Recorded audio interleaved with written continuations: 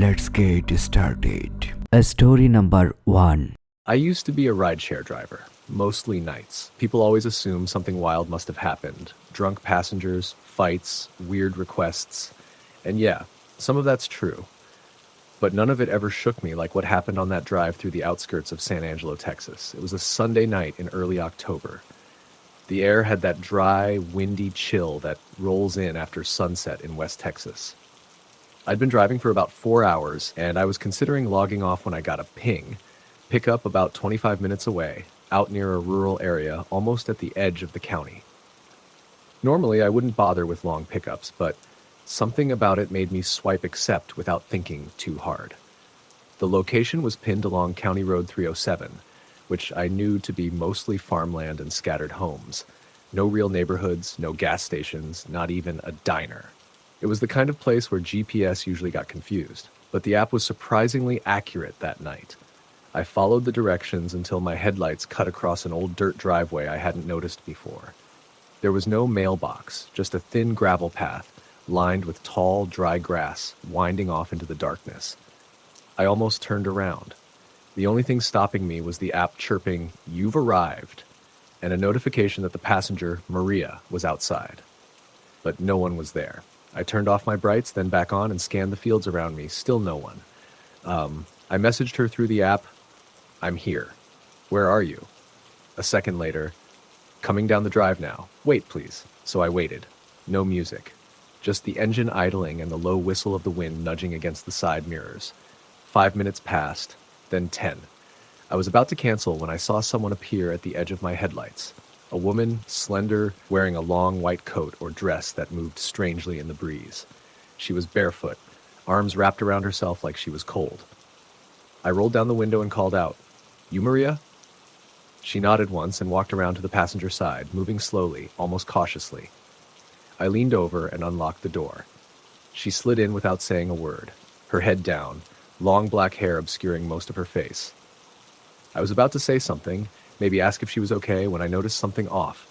There was no scent, not perfume, not shampoo, not even the earthy smell you'd expect after walking through a dirt path barefoot. Just nothing.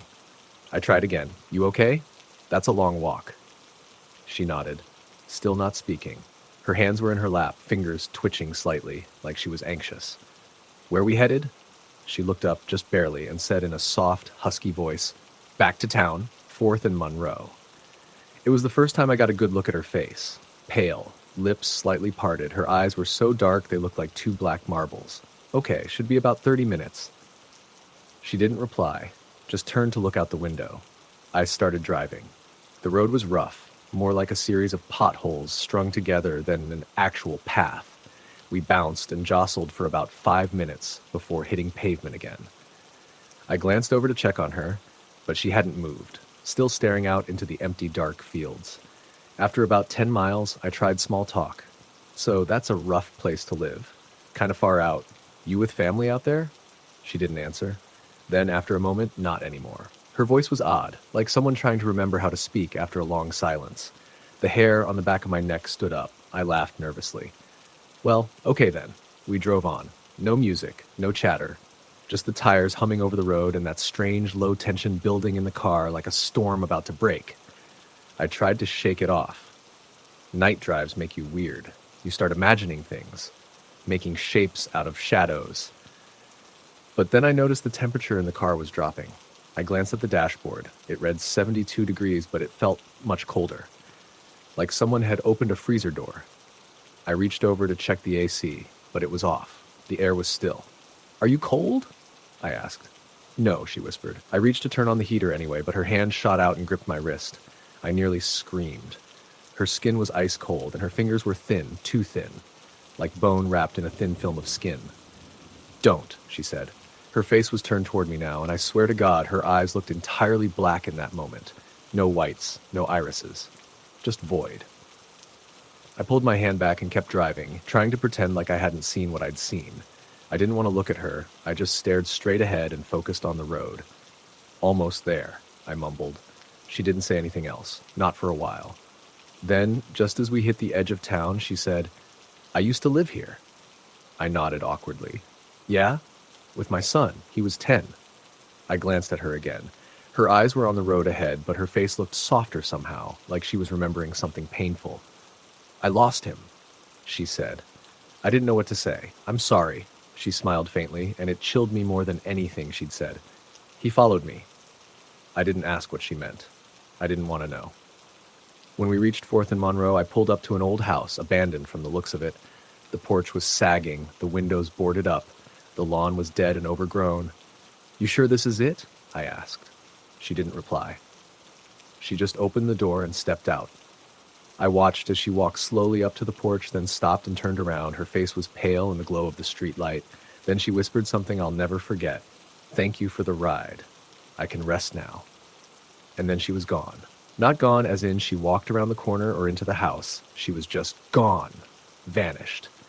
I jumped out of the car, heart hammering, and ran to the porch. Nothing. I walked around the house. Empty. Dead silence. My skin crawled as I got back in the car and drove off without even shutting the door properly. I barely slept that night. I kept trying to convince myself it was exhaustion, maybe even a hallucination. But the next day, I did something I hadn't done in a long time. I searched her name, Maria, 4th and Monroe, San Angelo. I wasn't expecting much. But there it was, in a dusty archive from 15 years ago. Maria Elena Soto died in a house fire at 4th and Monroe. Her 10-year-old son died days later from injuries. Investigators suspected an accidental cause, likely a gas leak. The house had been empty since. Neighbors swore it was haunted. Reports of lights flickering, voices, a woman's figure in the windows. I went cold. I closed the article and didn't tell anyone. I even stopped driving for a while. But that wasn't the end. A few weeks later, I got another request. Same area. Same dirt road. Same name. I declined the ride. But curiosity got the better of me, and I drove out there the next night, just to see. The driveway was gone. No gravel, no path, just overgrown weeds and dry brush, like it had never been there at all. But as I stood by the roadside, I heard something, soft footsteps behind me. I turned, heart pounding, and there she was, standing in the field, pale, silent, watching. I got in my car and drove away faster than I ever had. And this time, I didn't look back. I've moved since then. New job. New city. I don't drive nights anymore, but every now and then, when I'm on a quiet road by myself, I check the mirror, just to make sure no one's sitting in the back seat. Because part of me wonders, what if she never left? Story the end. Story number 2. It started as a typical Friday night for me. I'd been working late at the hospital, one of those 12-hour shifts where the hours just slip away between patient calls and paperwork. When I finally clocked out, it was well past midnight, and the hospital parking lot was nearly empty. The air was crisp, but still carried the faint smell of spring rain that had fallen earlier. I was tired, but relieved to be heading home to my small apartment on the outskirts of town. My route was simple: Highway 57, then a turn onto the back roads through the old county farmlands. I liked that drive, especially late at night. The road was quiet, almost deserted, and the stretch through the farmlands always felt like a secret piece of the world just for me. I usually rolled down the windows a bit, letting the cool night air fill the car as the headlights cut through the darkness. That night, however, something felt different. I can't put my finger on it exactly. Maybe it was the weight of the exhaustion or just the eerie silence that seemed thicker than usual. The wind had picked up, and as I passed under the skeletal branches of the oaks lining the road, the trees swayed and creaked in a way that made me glance up in unease. About 15 miles out from the hospital, after passing the last cluster of houses, the road narrowed and twisted through the farmland. I noticed the fog starting to roll in, dense and low. My headlights barely penetrated the white haze, making the road feel like it stretched into some otherworldly place. I slowed down, the feeling of unease growing heavier in my chest. I was somewhere near the intersection where the old gravel road branched off to the east. I usually ignored that path. No one took it anymore since the farm closed down years ago. The whole area was whispered about locally. Strange disappearances, strange noises, stories passed around at the local diner, but dismissed by most as drunk talk. As I drove, I saw something standing near the edge of the road. At first, I thought it was a person, maybe hitchhiking, but there was something off about the figure. It was dressed all in white, the fabric long and flowing, almost glowing faintly in the fog. The figure didn't move, it just stood there, staring down the road toward me, or so it seemed. I hesitated, my foot hovering over the brake. The rational part of me said it was just someone out late, maybe waiting for a ride. But the rest of me screamed to keep going, to not stop for whatever this was. As I passed, the figure turned. I caught the briefest glimpse of a face, pale and expressionless, with dark eyes that seemed too deep, too hollow. Then it disappeared. No way the figure could vanish that fast, I thought, but the fog was thick, and when I looked again, there was nothing. No footprints on the gravel shoulder, no sign of disturbance. I forced myself to shake it off. Maybe exhaustion playing tricks. I pressed the accelerator, eager to leave that stretch behind. The radio was dead. I had flipped through stations earlier, and nothing but static came through. I thought maybe it was a dead zone, but even my cell phone showed no bars. Not a single signal. I glanced down and realized I was low on gas. The next station was supposed to be another 10 miles ahead. My heart sank. I kept driving, hands gripping the wheel tight. The road curved sharply, and I caught movement out of the corner of my eye. A flash of white, darting between trees. A deer? No, too quick, and it didn't seem like an animal. It was too purposeful. My eyes scanned the roadside. The trees leaned closer now, their branches twisting unnaturally as if reaching out. The fog thickened again, swallowing the taillights of my car. Then I heard it, a tapping, soft, like fingernails drumming on glass. I looked down at the passenger window. Nothing. I blinked, and then I saw it. A pale hand pressed against the glass, fingers splayed wide. The skin was unnaturally smooth, the nails long and blackened. I froze. My breath caught in my throat. The hand was followed by a face, a woman's face, pressed close to the window. Her eyes were black pools, wide and unblinking. Her mouth opened slightly, revealing no teeth, just darkness. I slammed the accelerator and peeled away, heart pounding so hard I was sure she could hear it. I didn't look back. The tapping continued for a moment after I sped off, faint but unmistakable. About 5 miles later, the road opened up again and the fog started to lift. My radio suddenly burst to life with static, then an old song I hadn't heard in years. Relief flooded me, but it was quickly replaced by dread when the song cut out and was replaced by a whispering voice. It was low and distant, impossible to make out words, but unmistakably human. The whisper came from all directions inside the car. I tried to scream, but no sound came out. I slammed my hand on the horn, hoping to break whatever was happening, and the whispers stopped instantly. I blinked, and the world snapped back into normal. The fog was gone, the road clear. My phone lit up with signal bars for the first time in ages. I pulled into a gas station just ahead, trembling as I filled up. I told the attendant about the figure, the hand, the whispers. He nodded slowly, eyes flicking toward the highway as if expecting someone or something. "A lot of folks see her," he said quietly. "They call her the White Lady of Mill Creek Road. Always on foggy nights, near where that old farm burned down years ago. People say she's looking for something or someone." I paid and left quickly, not wanting to stick around. When I got home, I checked the news archives. The old farm had indeed burned down decades ago, and a woman had died there in the fire, a young bride, trapped and never rescued. That night on the road, I wasn't just tired or hallucinating. I had seen something that wasn't meant for the living to see. I don't drive that way anymore. But sometimes on foggy nights, I swear I can still hear the tapping. Story the end. Story number 3. The night was heavy with silence, broken only by the rhythmic thrum of my car tires on the wet asphalt. It had just rained, and the clouds were stubbornly hanging low, blanketing the sky in thick darkness. I was driving alone on a long stretch of rural highway, the kind where the nearest town is miles away and cell service is spotty at best. The clock on my dashboard glowed 2:17 a.m. I had left a friend's wedding reception in a hurry, exhausted and eager to get home. The last thing I wanted was to spend any more time in that cramped hall filled with awkward conversations and stale beer. The road ahead curved gently, lined on both sides by towering pines that rustled softly in the cold wind. The headlights cast pale yellow cones onto the slick pavement, reflecting the wetness like liquid glass. I tried to shake off the lingering fatigue with some music, but the radio station faded to static.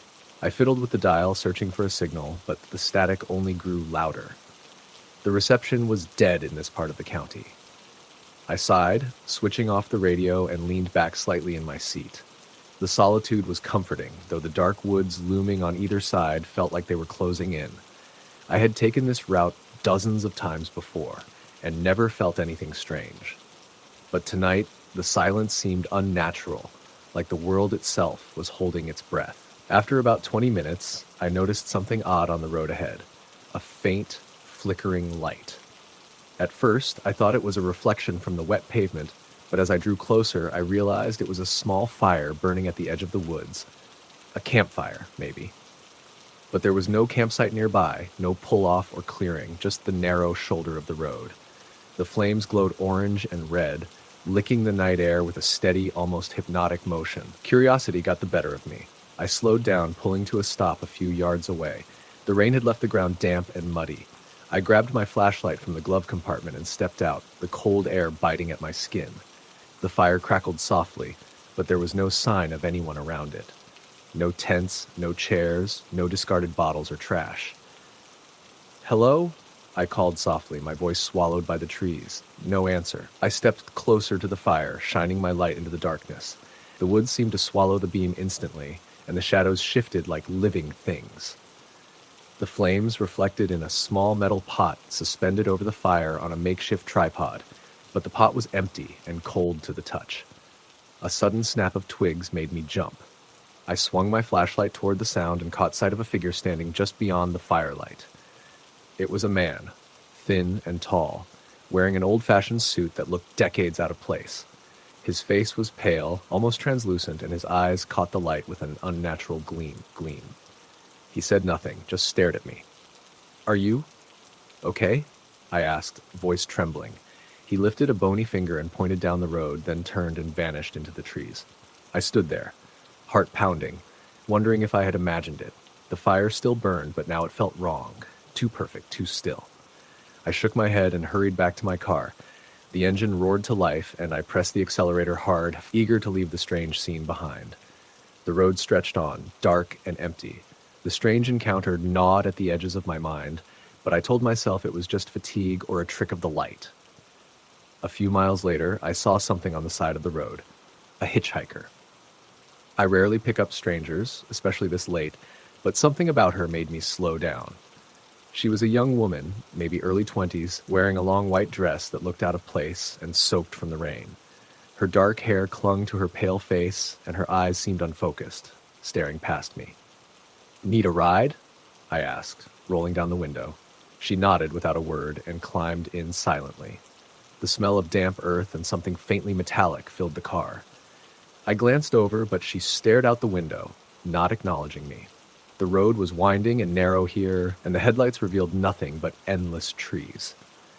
My grip tightened on the wheel as the silence stretched. After a few minutes, I tried again. "Where are you headed?" Still no answer. The temperature in the car dropped noticeably, and my breath fogged the window. I turned on the heater, but the chill remained.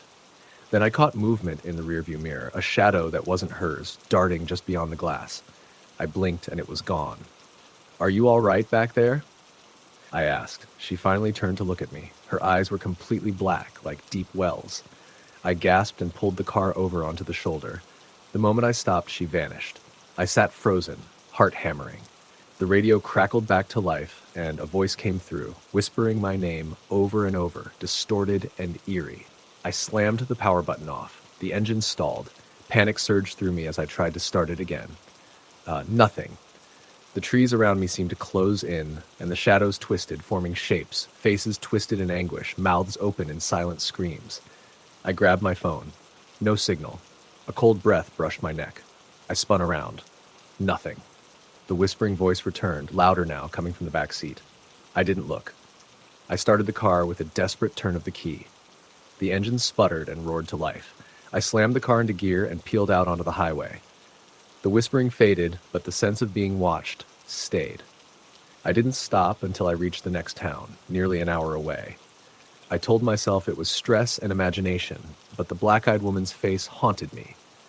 Weeks later, I researched local legends and found stories of a woman who died on that road decades ago.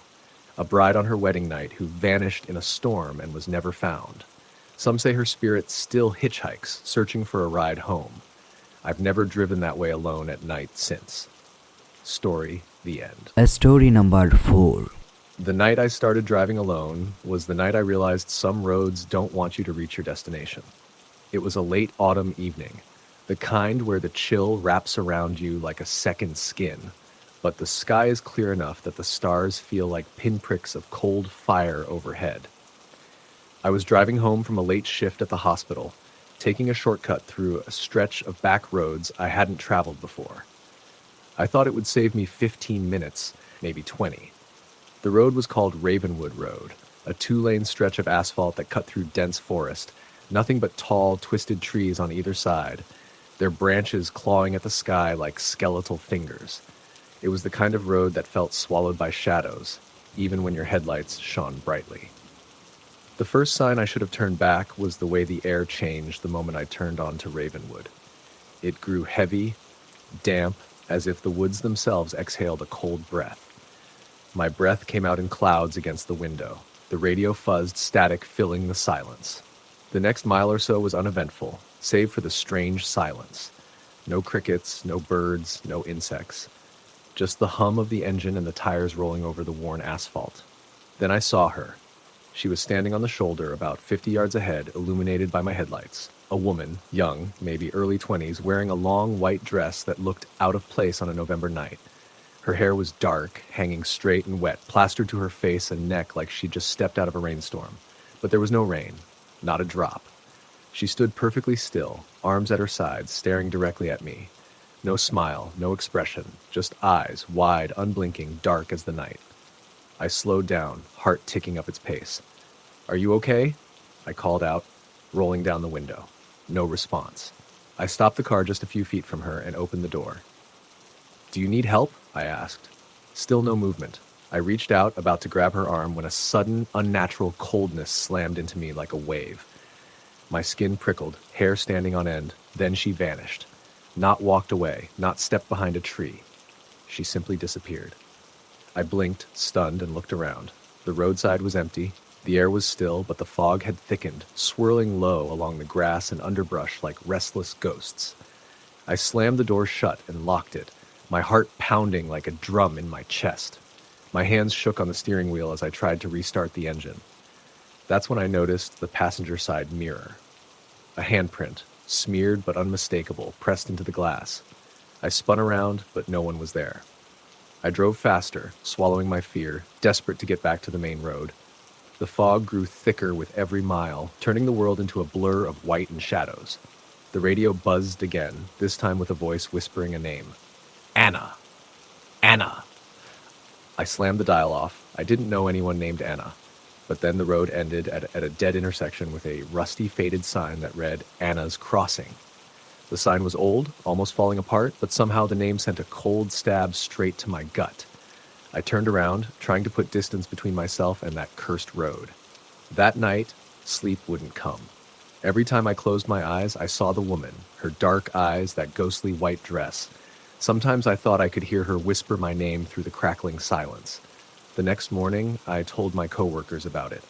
Most just laughed, said I was tired, but one nurse looked pale and said, "Anna, she was the girl who died out there, 10 years ago. Hit by a car on Ravenwood Road. They never found her body." That night, I went back. I drove past the old sign, the fog curling thick at the edges of my headlights. I stopped where I saw her, and there was nothing. Just cold wind and silence.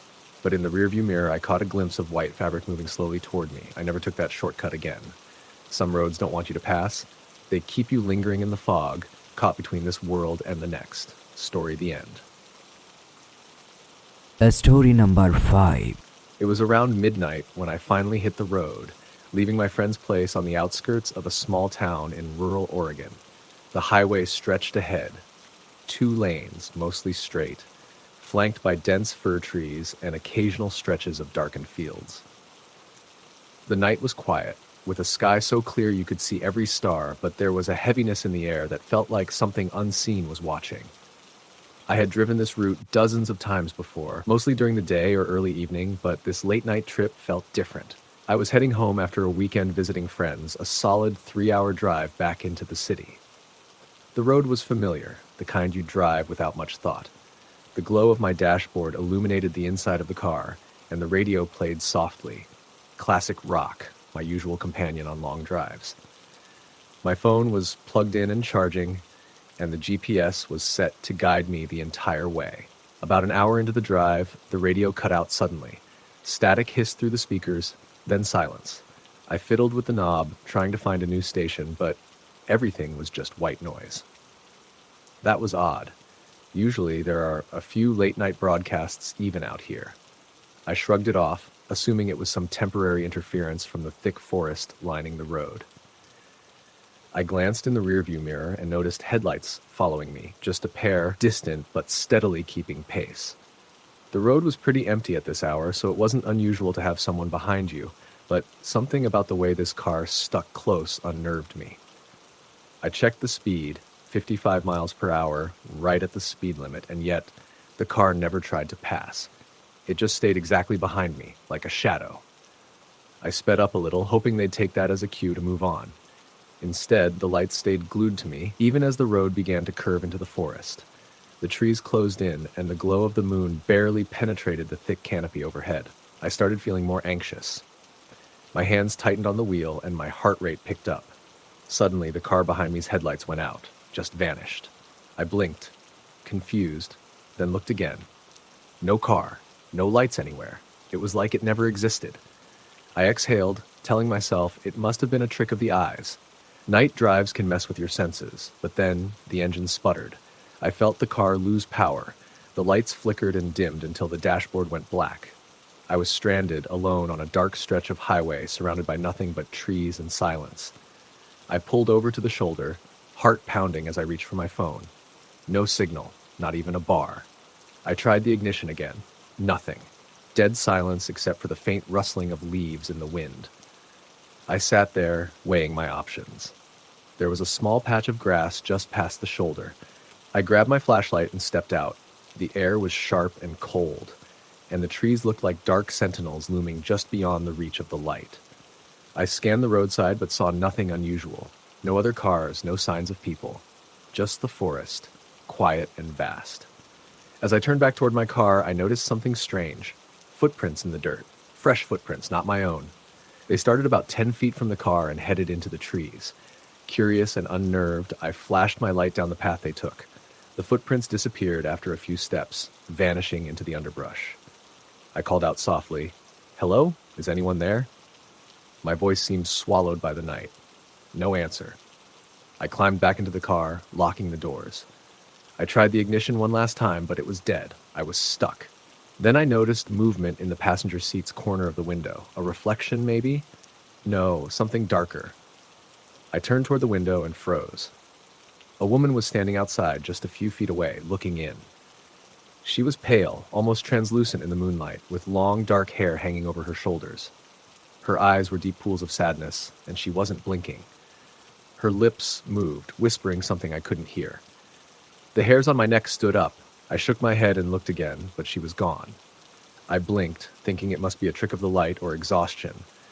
The radio suddenly crackled back on, static filled the speakers, then a faint, sorrowful melody started playing.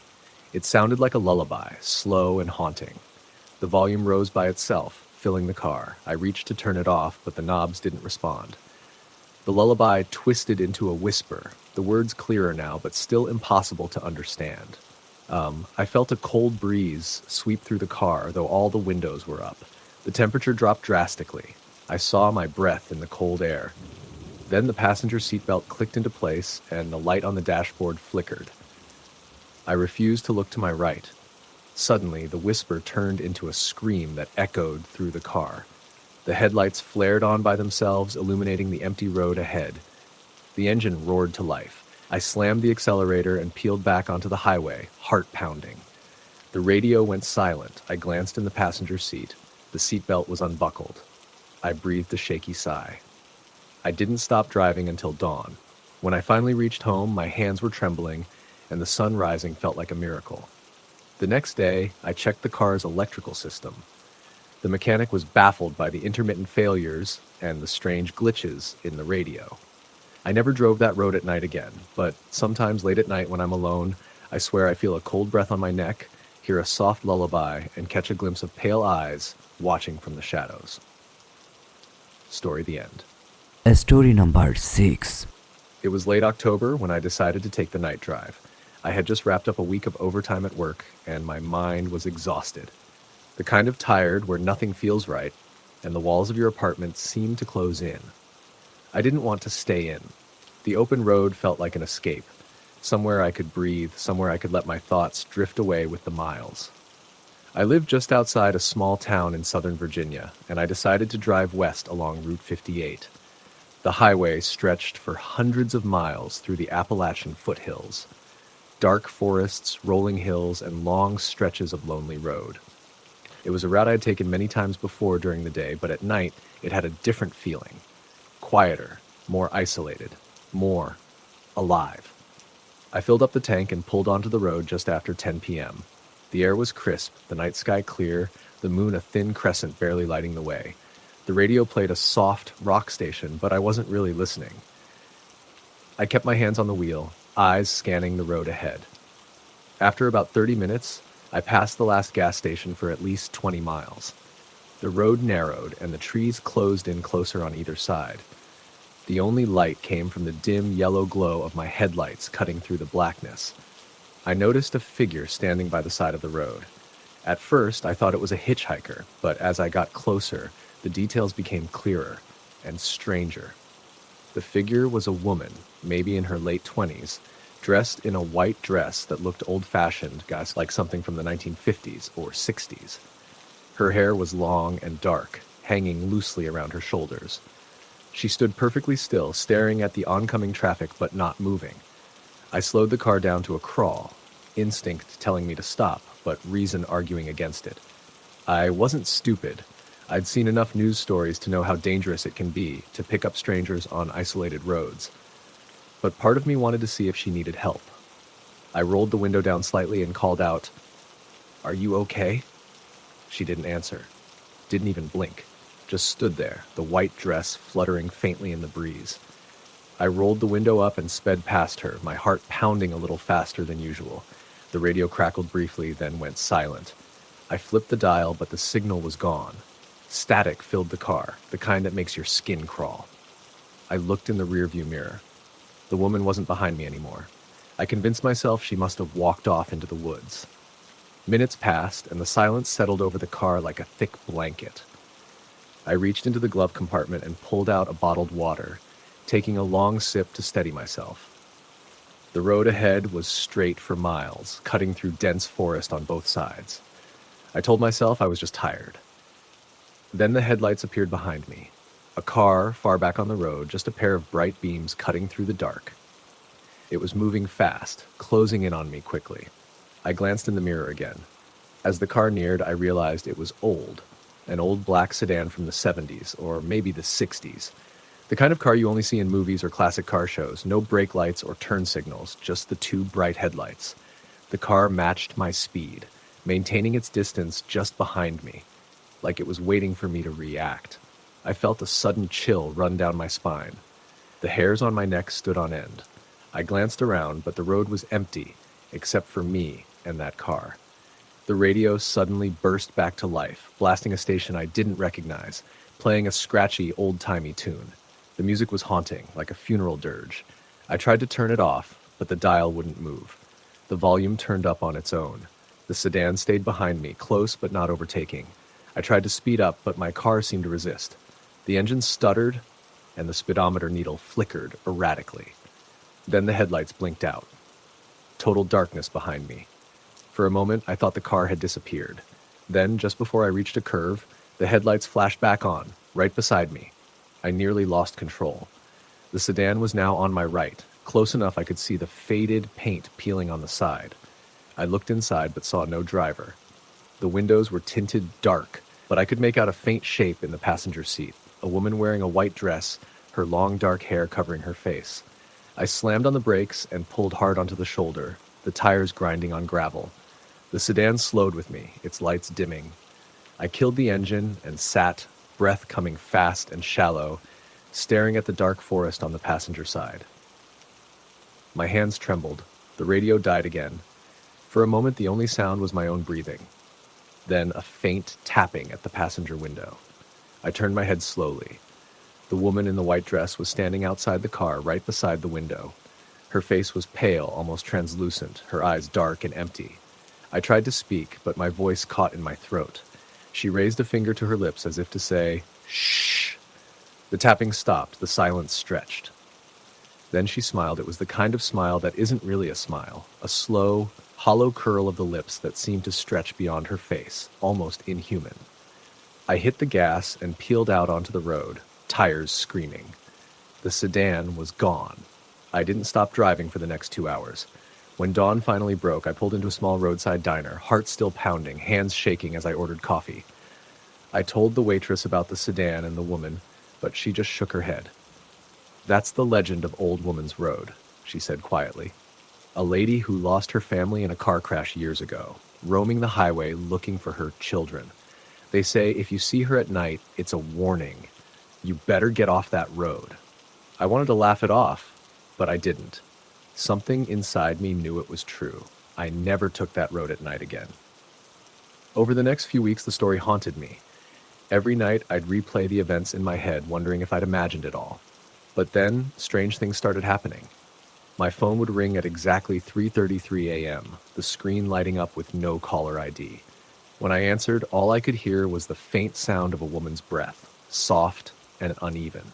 Sometimes, when I looked out my bedroom window at night, I could see a faint figure standing at the edge of the woods across the street, a woman in a white dress, her face obscured by shadows. I tried to tell myself it was stress, lack of sleep, or a trick of the light. But one night, I woke up to find the same faint tapping on my window. I didn't want to turn around. I didn't want to see what was there. But I did, and the woman was smiling again. Months later, I found myself driving that stretch of highway again, daytime this time. I wanted to prove to myself it was all in my head. I stopped by the spot where I'd seen the woman. There was no sign of the car accident or the sedan, but I found something else. By the side of the road, almost hidden in the grass, was a small, weathered doll. It was missing an eye and stained with dirt, but I could tell it was old. I picked it up, and the hairs on my arms stood on end. The doll wore a tiny white dress. I don't drive that road anymore. Sometimes when I close my eyes, I can still see the woman's face, pale and empty, smiling at me from the darkness. Sometimes I hear the tapping, and I know she's still waiting on that road, searching for something lost long ago. Story the end. Story number 7. It was a little past midnight when I left my friend's house, a small town diner on the edge of nowhere. The night was unusually quiet, no crickets chirping, no distant barking dogs, just silence wrapped around the black asphalt like a thick blanket. I was driving home from a late shift at the hospital, exhausted but glad to be off work.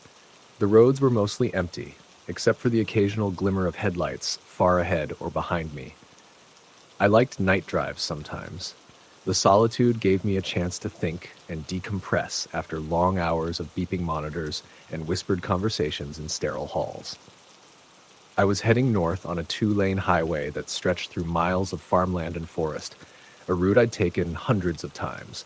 My car's radio was off, and the only sound was the low hum of the engine and the tires rolling over the cracked pavement. The air outside was cool but still, with no wind to stir the dry leaves on the roadside. The sky was clear, stars scattered like tiny diamonds above the silhouetted trees. About 30 minutes into the drive, the road curved sharply to the right, then leveled out again, and that's when I saw her. At first, I thought it was someone hitchhiking, a woman standing at the edge of the road, waving a hand slowly, like she wanted me to stop. She wore a long white dress that looked almost too pristine to be out here in the middle of nowhere. Her hair was long and dark, flowing loosely over her shoulders, and even in the dim light I could tell her skin was pale, almost translucent. I hesitated. It wasn't like me to pick up strangers at night, especially alone on this desolate highway. But something about her made me slow down. I pulled over to the shoulder and rolled down the window. "Hey, are you okay?" I asked. She didn't say anything, just stepped closer, her eyes fixed on mine. Her gaze was empty but intense, like she was trying to tell me something without words. A chill ran down my spine, and I swallowed hard. "I can give you a ride," I offered cautiously. She nodded once, silently, and slid into the passenger seat. Her movements were slow, almost too deliberate. I caught a faint scent, something floral but decaying beneath the sweetness. "Where to?" I asked, keeping my eyes on the road as I pulled back onto the highway. She pointed straight ahead. "Okay," I said. The silence between us stretched. The only sound was the soft rustle of fabric as she shifted slightly in her seat. I glanced over at her again. Her hands were folded neatly in her lap, pale fingers delicate and still. But something was off about her. Her face looked almost unreal, like a faded photograph or a wax figure. I shook the feeling away, focusing on the road. The night seemed darker now, the shadows thicker. The headlights cut narrow swaths through the blackness, but beyond the beams, the woods seemed to lean closer, as if watching us. After a few minutes, I tried to make conversation. "So what happened? Why are you out here?" She didn't answer. "Are you hurt?" I asked. Still nothing. I started to feel uneasy. I glanced again. Her eyes were closed. "Hey?" I said softly. Her eyes snapped open. They were different now. Completely black, like empty pits. I slammed on the brakes. The car screeched to a halt. She sat still, but her lips parted, revealing sharp teeth. Too sharp. Jagged. "Don't be afraid," she whispered in a voice like the wind through dead leaves. I fumbled to unlock the doors, heart pounding. The engine was still running, but my hands trembled so badly I could barely grip the keys. She smiled wider, a grotesque stretch of her mouth that didn't match the soft look from before. Then the window beside me fogged up, and long, pale fingers pressed against the glass from the outside. I screamed and hit the lock button. The car doors clicked locked. The fingers pressed harder, leaving streaks of frost on the glass. The temperature inside the car dropped suddenly, breath misting in front of me. I looked around frantically for something to defend myself with, but the glove compartment was empty except for some old receipts. "Please," she said again, voice dripping like poison. The fingers retreated, and when I looked back, she was gone. I sat there shaking, sweat mixed with cold air, trying to calm down. I glanced in the rearview mirror. The road behind me was empty, no sign of the woman or any footprints in the gravel. I started the car and floored the accelerator. The engine roared as I sped down the road, not daring to look back. As I drove, the radio suddenly burst to life, static hissing, then a faint voice whispered, urgent. "Don't trust her." The voice repeated, fading in and out. I reached down and killed the radio. The silence returned. Minutes later, the fog rolled in thick and heavy, swallowing the road ahead. I could barely see a few feet in front of me. The temperature dropped again so sharply I had to turn the heater on full blast. Suddenly, headlights appeared behind me, close and fast. Someone was tailgating me, flashing their high beams. I pulled over to the side, but the car behind didn't slow. Heart pounding, I checked the rearview mirror. The vehicle was a black pickup truck, but the windows were tinted so dark I couldn't see inside. I tried to start driving again, but my car stalled. The engine turned over weakly, then died. I was stranded. The truck pulled alongside, slow and steady. I looked over, no driver visible. Then I noticed something in the passenger window. The same woman, sitting with that empty stare, pale fingers resting on the glass. I locked the doors again, but the windows fogged up immediately, frost creeping from the edges. The radio crackled back to life, louder now. "Run." A gust of icy wind blew through the car, despite all the windows being closed. The truck sped off down the road suddenly, disappearing into the fog. I sat frozen, engine still dead, unable to move. After what felt like hours, the car finally sputtered back to life. I slammed the gas and sped down the road, not stopping until I reached a gas station lit brightly in a nearby town. The attendant looked at me like I was crazy when I asked if anyone had called for help. "No one but you's been through here in hours," he said. I never took that route again. Sometimes, late at night, when the wind is just right, I swear I hear a whisper on the wind, begging for a ride, and I always lock my doors. Story the end. Story number 8. The road stretched out endlessly under a starless sky as I pressed my foot gently on the accelerator. It was just past midnight, the kind of late hour when the world feels like it's holding its breath, waiting for something to happen. I was driving home from a late shift at the hospital, the same route I had taken dozens of times before. Yet tonight, everything seemed different. I had been on my feet for nearly 12 hours, and the exhaustion was creeping in. The highway was mostly empty, except for the occasional rig hauling freight or a lone car speeding past in the opposite direction. The dashboard clock glowed 12:17 a.m. The air smelled faintly of rain, though the sky was clear. I had left my windows cracked just enough to let in the cool night breeze, which felt like a small comfort after the stale hospital air.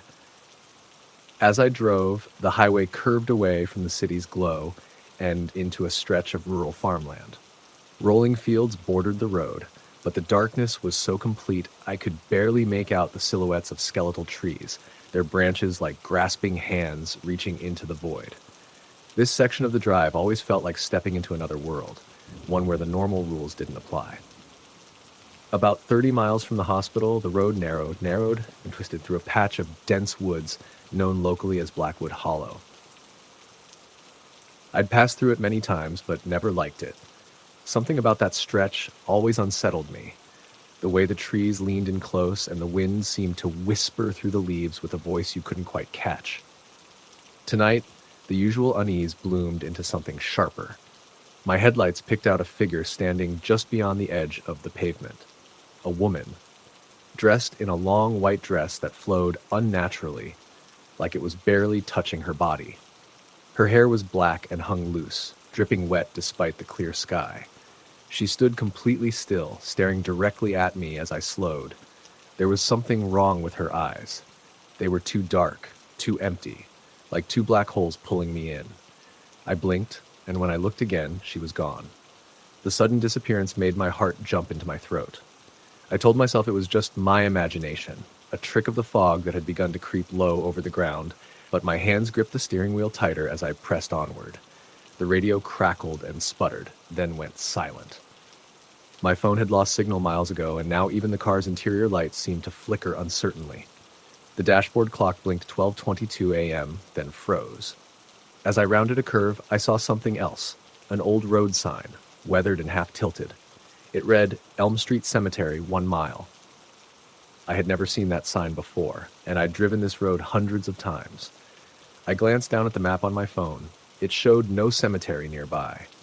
A chill ran down my spine. The fog thickened until I could barely see past my headlights. The road seemed to narrow, hemmed in by towering trees whose branches knitted overhead, blotting out the sky. I slowed to a crawl, peering into the white mist. Then I saw it. Shapes standing at the edge of the road. Shadows, really, but shaped like people. They didn't move, just stood silently watching me pass. I swallowed hard and kept driving. Suddenly, my car shuddered and stalled. The engine died without warning. I tried turning the key, but the ignition just clicked. The radio sparked to life with a burst of static and then a woman's voice whispering, "Help me." I slammed my hands on the steering wheel, heart racing. The voice was faint, but unmistakable. "Help me." The door handle rattled as if someone was trying to get in. I looked over, and in the passenger seat sat a figure draped in white, pale and wet, staring ahead with hollow eyes. I screamed and jerked the door open, scrambling out into the fog. The figure didn't follow. When I glanced back, the seat was empty. I ran down the road, calling for help, but my voice felt swallowed by the night. The fog thickened, muffling everything. After what felt like hours, the first hint of dawn crept over the trees. My phone finally showed signal again, and I called 911. The operator asked if I had been near Elm Street Cemetery. I told her there was no such place on the map. She paused and then said, "Sir, Elm Street Cemetery was closed decades ago after a fire. There have been reports of strange sightings on that road, especially late at night." I never took that route again. But sometimes when the fog rolls in thick, I swear I hear that voice on the radio, whispering, "Help me." Story the end. Story number 9. The sky had already been dark for hours, but that night felt different. Heavier somehow. I was driving south along Highway 17, a stretch of road that cuts through miles of dense forest in northern Michigan. It was just past midnight, and the rain that had started earlier was easing off to a light drizzle, leaving the asphalt slick and shining under my headlights. I was alone, headed home after a late shift at the hospital. I was exhausted but eager to get back, thinking about a hot shower and my bed. I had driven this road dozens of times before, but tonight the familiar felt strange. The woods on either side of the highway seemed to press in tighter, the trees taller and more menacing under the low cloud cover. My radio had gone dead somewhere near the last town, so I sat with silence except for the gentle patter of rain and the steady hum of my tires. I glanced at the clock, 12:43 a.m. As I drove, the road began to narrow and wind more sharply, the kind of road that made you slow down and watch your speed. I noticed my headlights caught something moving just off the shoulder.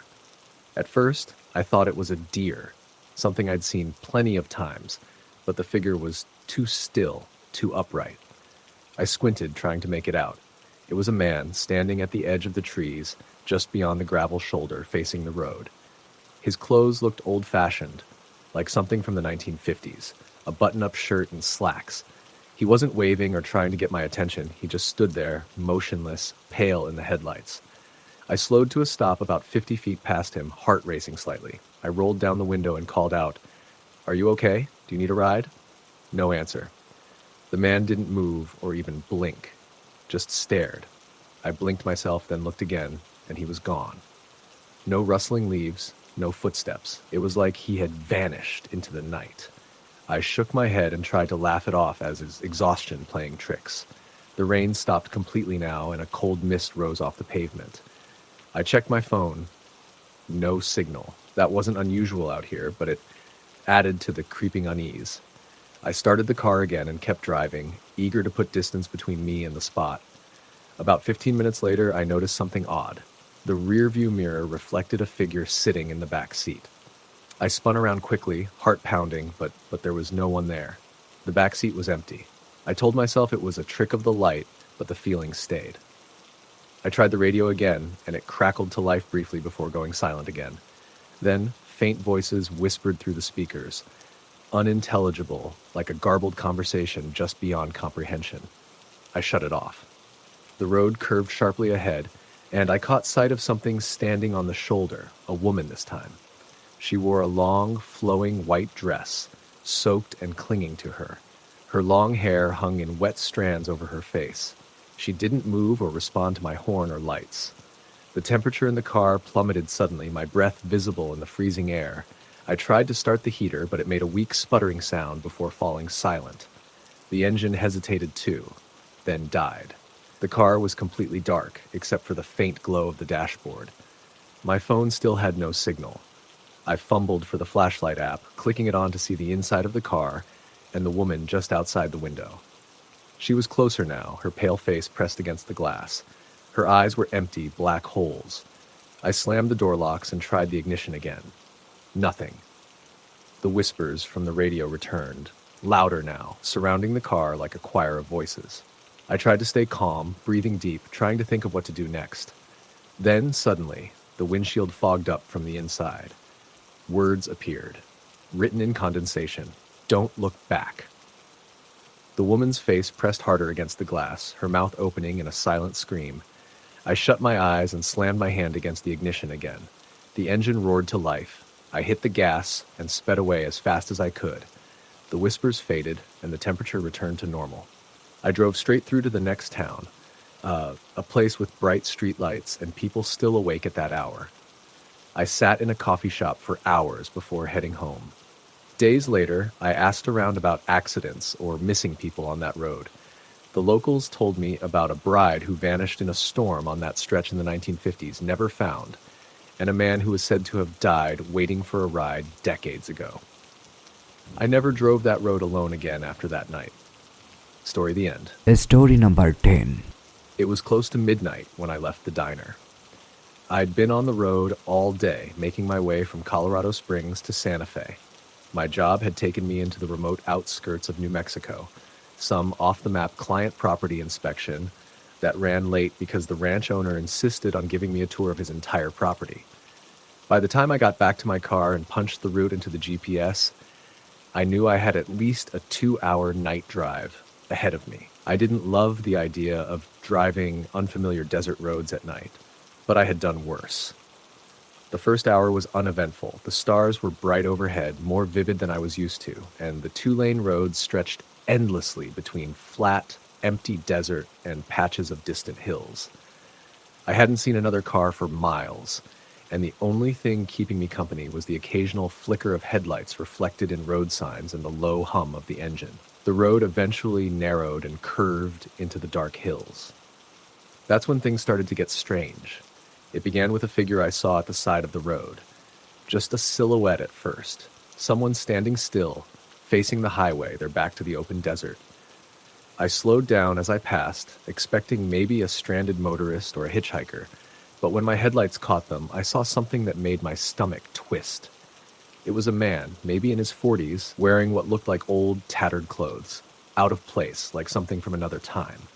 His face was blank, not neutral, but blank, like it wasn't there at all. I mean that literally. Where features should have been, there was just smooth, pale skin. No eyes, no mouth, just a shapeless human form standing on the side of the highway. I sped up. At first, I told myself I was overtired or the lights were playing tricks on me. Long drives could mess with your head, but especially when you're alone. Maybe it had been a mannequin someone dumped. I tried to shake it off, but a crawling sensation stuck to my neck and arms, and I couldn't stop glancing into the rearview mirror. 10 minutes later, I saw him again. This time, he was on the other side of the road, standing closer to the guardrail, facing me again. The same clothes, the same blank, featureless face. But I hadn't made any turns or passed any intersections. It wasn't possible for someone to get ahead of me unless they were in a car, and I hadn't seen a single vehicle since I left the diner. I stared in the mirror for a long time after I passed. Nothing. Just the dark stretch of road behind me. No headlights, no figure, no sign of anything. I forced myself to laugh, cracked the window, and turned up the radio. Static. I tried scanning stations, but got nothing but white noise. Not even AM channels. Another 5 miles, another sighting. This time he was standing in the middle of the road. I slammed on the brakes so hard my tires screeched, and the car jolted to a stop, throwing me forward into the seatbelt. But by the time I looked up again, the road was empty. Just silence and the sound of the wind. I didn't see him again for a while, and I thought maybe I was losing it. I'd had coffee earlier, but maybe I needed food. Or sleep. I checked my GPS, but it was stuck, buffering endlessly. The road on the screen didn't even have a name. That's when I noticed something else. There were no road signs anymore. No mile markers, no speed limit signs, not even reflectors. The terrain outside had changed too. The desert looked different, blackened somehow, like the land had been scorched. Cacti looked withered and twisted, and the hills around me had become jagged, rising more steeply than they should have, casting shadows even in the faint moonlight. I don't know when it had changed, but it didn't look like New Mexico anymore. I thought about turning around, but I hadn't passed a single intersection or exit for miles, and I didn't trust pulling a U-turn on a highway that had become increasingly narrow and uneven. I decided to keep going, hoping I'd hit a town or a gas station soon. Instead, I came across a tunnel. Long, narrow, and built into the side of a hill that rose like a black wall ahead. There were no lights inside the tunnel, just darkness. But there was no other way forward, and I couldn't go back. I turned on my high beams and drove in. The tunnel swallowed my car whole. The moment I crossed the threshold, the radio cut out completely.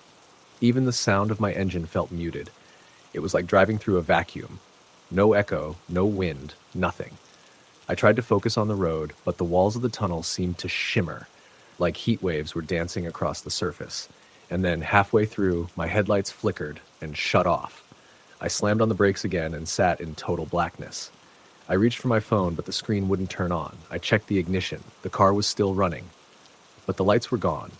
I flicked the switch on and off. Nothing. Then I heard breathing. At first, I thought it was my own, but it was coming from the back seat. Deep, raspy, and close. I didn't turn around. I didn't want to. My heart was pounding so loud it drowned out everything else. I kept staring straight ahead, gripping the steering wheel so tightly my knuckles turned white. And then the headlights came back on. There was nothing in the mirror. Nothing in the back seat. Just me and the tunnel. I hit the gas and didn't let up until I was through. When I came out the other side, the sky had changed. The stars were gone, and the clouds overhead were thick and unmoving like oil smeared across glass. The road ahead dipped into a valley that hadn't been there before. I drove on, hoping I'd reconnect with the highway, but instead I saw a town, or what looked like one. It was small, maybe 10 or 12 buildings, mostly old wooden structures, like something from the late 1800s. There was a general store, a saloon, even a blacksmith shop. But everything looked abandoned. No lights, no cars, just broken windows, shattered doors, and dust. A strange fog clung low to the ground, making it hard to see anything clearly. My GPS came back to life for a second and gave a single word before it froze again. Animus. I'd never heard of it. I slowed down as I passed the first building. That's when I saw movement. A person, no, several people, standing in the windows. Just silhouettes. Not moving, just watching. I didn't stop. I pressed the gas and tried to get out of there as fast as I could, but the road didn't end. The town just kept going. Building after building repeating itself. Saloon, general store, blacksmith, saloon, general store, blacksmith. Over and over. The same broken window, same signs swinging in the wind, like I was driving in circles but straight. And then the man appeared again, standing in the center of the street. Only this time he wasn't alone. There were others, a dozen maybe, all like him. Blank faces, tattered clothes, standing in rows, lining the road, all facing my car. I didn't stop. I gunned the engine and drove straight through. I expected them to jump out of the way, but they didn't. They just vanished as I passed, disintegrated into smoke like they were never real. Finally, the road changed again. The buildings disappeared, the fog lifted, and the desert returned. The sky lightened, showing the faintest hints of dawn. I hadn't realized how long I'd been driving. I pulled into a gas station just after sunrise. It was the first real sign of life I'd seen in hours. I must have looked like a wreck because the guy behind the counter asked if I was okay the moment I stepped in. I asked him where I was. He said, just outside Silver City. You're about an hour off the main route. I asked if he knew a place called Animus. He blinked at me. There's a ghost town by that name. Used to be a mining settlement back in the 1800s. Nobody lives there now. Burned down decades ago. Nothing left but rubble. I asked him how to get there, just to check. He frowned. You need to go off-road for miles. No highway runs through it anymore.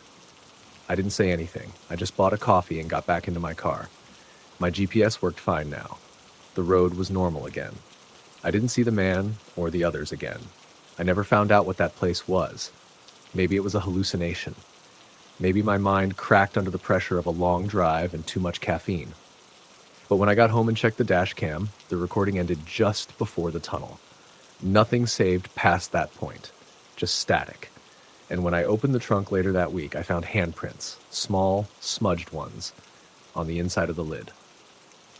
Story number 11. The night air was cold and still, the kind of silence that presses against your ears and makes you hyper-aware of every little sound. I was driving back home after visiting an old college friend who lived about 100 miles away. The road was a stretch of two-lane highway that wound through dense woods and farmland. I'd done this drive a dozen times before, usually without incident, but tonight, something felt off. The sky was a deep, cloudless black, and the moon hung low, casting weak light through the trees. My headlights cut narrow beams down the pavement, and the only sounds were the hum of my tires on the road and the soft buzz of the heater trying to fight off the chill inside the car. My phone had no signal. The map app useless, but I knew the way well enough. About an hour into the drive, I saw it, a figure standing on the side of the road, illuminated by the headlights. At first, I thought it was a hitchhiker, maybe someone stranded, but the way she stood unnervingly still made me hesitate. She was a woman, dressed in an old-fashioned white dress that looked tattered and stained. Her hair was long, tangled, and soaked as if she had just come out of the river. I slowed the car instinctively, heart pounding. I pulled over a few feet past her, the tires crunching on gravel. She didn't move or look at me, just stood there like a statue. I rolled down the window and called out, "Are you okay? Do you need help?" No answer. I glanced around for cell service. None. The silence was thick. A part of me wanted to drive away fast, but something rooted me there. I felt a strange pull toward her. Then she turned her head slowly toward me. Her face was pale, almost translucent, with dark, hollow eyes that seemed to swallow the light. Her lips parted slightly, revealing stained teeth, and a thin trickle of water dripped down from her chin. I swallowed hard and closed the window. The car's interior felt suddenly colder, the heater struggling against the drop in temperature. I looked down at my hands gripping the steering wheel, trying to steady my breathing. When I looked back up, she was gone. I scanned the roadside. Nothing but thick trees and mist curling low over the ground. Unease settled deep in my chest. I started the car and eased back onto the highway, eyes flicking nervously to the rearview mirror. A moment later, the radio sparked to life on its own, static crackling before a faint voice whispered through the speakers. "Help me." I slammed the radio off, heart racing. The voice felt like it came from inside the car. I told myself it was my imagination. Exhaustion, maybe? I pressed the accelerator and tried to focus on the road. The highway curved ahead, disappearing into a dense fog bank that had appeared out of nowhere. The mist was thick, blurring the edges of the trees and swallowing my headlights' beams. My visibility dropped to almost nothing. Suddenly, a dark shape darted across the road. Too fast to be an animal. I slammed on the brakes, tires screeching. My car fishtailed slightly, but I managed to keep control. I stopped completely, staring into the fog. Nothing was there. Then, out of the fog, a woman stepped slowly into the road directly in front of me. She was the same one. She wore the soaked, tattered dress, but now her hair hung over her face, hiding her eyes. The air felt thick and cold around her, and the scent of wet earth and decay filled the car. I opened my door to tell her to move, but my feet felt heavy, stuck to the floor. The fog crept in, swirling around her feet, and I felt a creeping dread crawl up my spine. She raised her head slightly, revealing a face half hidden beneath wet strands of hair. Her lips moved, whispering something I couldn't hear. The engine suddenly died. Darkness swallowed the car. Panic surged through me. I fumbled with the key, tried to restart it, but the ignition was silent.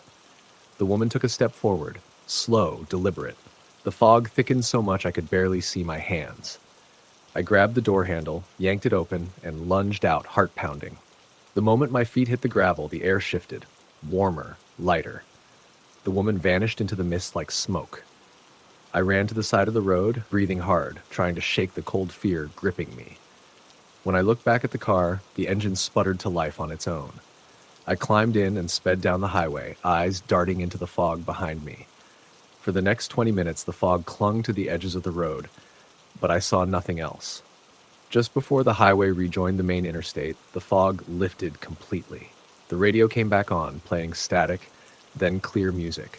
I exhaled and slowed, finally feeling safe. The next morning, I read a local article about a woman who had drowned in the river near that stretch of highway years ago. She was last seen hitchhiking in a white dress, soaked and desperate for help. They never found her body. I never stopped to pick up hitchhikers after that night. And I never drove that road at night again. Story the end. Story number 12. It was around 11:45 p.m. when I left the diner off Highway 61. The place was quiet except for the tired hum of the neon signs flickering in the windows. I had just finished a late dinner after a long day of visiting clients around the state. The rain had picked up again, not a full-on storm, but enough to make the roads slick and visibility bad. I had a 2-hour drive ahead of me to get back to my apartment in Memphis, and although I was tired, I didn't want to spend the night in some rundown motel off the highway. I set the GPS and pulled onto the road, windshield wipers squeaking back and forth rhythmically. The road was almost deserted. Now and then, a semi passed in the opposite direction, its headlights cutting like searchlights through the mist. I turned the radio on low, just enough to keep me company. After about an hour, the road narrowed and twisted, and the streetlights gave way to stretches of darkness, interrupted only by the glow of my headlights. My GPS told me to take a turn onto County Road 140, a 2-lane road I'd never noticed before, but I figured it was some kind of shortcut. I'd driven these back roads plenty of times. They saved me time, even if they looked sketchy. As soon as I turned, I noticed how dense the trees were on both sides. Tall pines pressed in, their branches tangled like claws reaching out over the road. The rain had lightened to a mist, but the fog made it feel like I was driving through a tunnel. I rolled the windows up tighter and leaned forward slightly, gripping the wheel more firmly. I drove for maybe 20 minutes before I realized something felt wrong. I hadn't passed a single car in either direction, and no houses, no signs, nothing, just forest.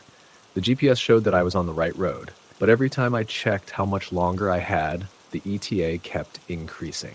I figured maybe I lost signal, but then a new route appeared on the screen, one that looped me back around and added another hour. That's when I saw her. At first, I thought it was a deer, something pale and standing near the tree line up ahead on the right. I slowed down instinctively, squinting through the windshield. As I got closer, I realized it was a woman. She was wearing a white dress, something between a nightgown and a slip, and she was barefoot. Her hair was dark, long, and wet from the rain. She didn't wave or flag me down. She just stood there on the edge of the road, staring straight at me. I slowed almost to a stop as I passed her. She didn't move. I looked in the rearview mirror. She was still there, not walking, not turning, just staring. A chill ran through me that had nothing to do with the rain. I kept driving, the silence in the car becoming unbearable. I reached for the radio dial to turn it up, maybe find a talk station, when the GPS spoke again.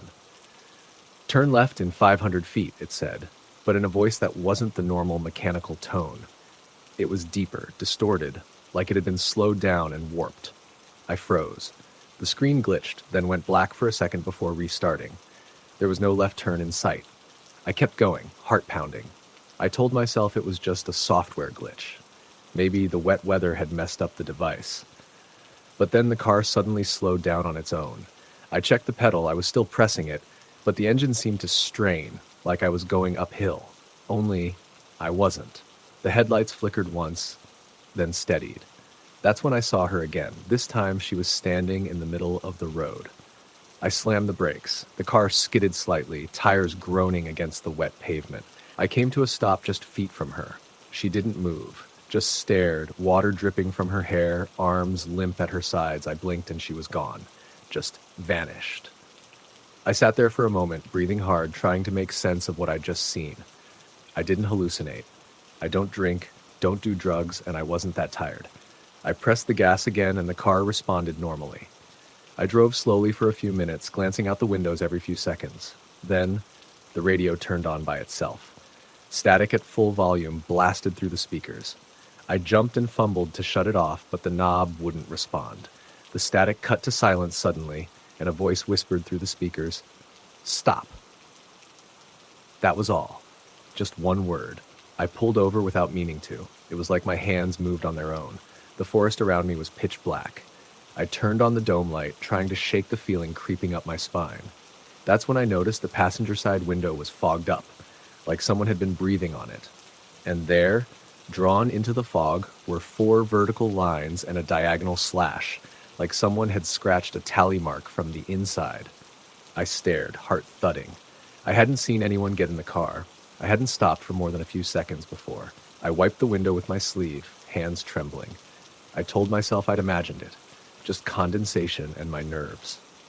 I put the car in drive and pressed the gas harder this time. The road twisted again, and I started to think maybe I could get out of this forested nightmare soon.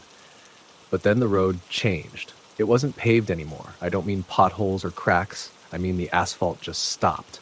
One second I was on a regular road, the next it was dirt and gravel. The GPS had completely died. No signal, no map. And then I saw her a third time. She was standing beside a dead tree, maybe 10 feet off the road. Her head was tilted, and in the headlights, her face looked wrong. Not bloody or disfigured, just wrong. Like her features didn't belong on a human face. Her eyes were too wide and too dark. Her mouth hung slightly open, unmoving. I didn't stop this time. I floored it. The car bounced along the dirt road, and branches slapped the sides as I drove faster than I should have. But I didn't care. I just needed to get out. I drove for what felt like forever. Eventually, I saw a light ahead, a gas station. Old and grimy, but I didn't care. I pulled in fast and parked. The place looked deserted, but there were lights on inside. I got out, legs shaking, and stumbled into the station. The clerk behind the counter barely looked up from his magazine. "You all right?" he asked, looking at me finally. His eyes narrowed. "You look like you've seen a ghost." I tried to laugh, but it came out cracked. I asked him if I could use the restroom. He nodded toward the back. As I passed by the windows, I glanced at my car. She was sitting in the back seat, her face pressed against the glass, staring at me. I turned and ran. I didn't even make it to the restroom. I burst back into the store, out of breath. "There's someone in my car," I told the clerk. He raised an eyebrow. "You came in alone."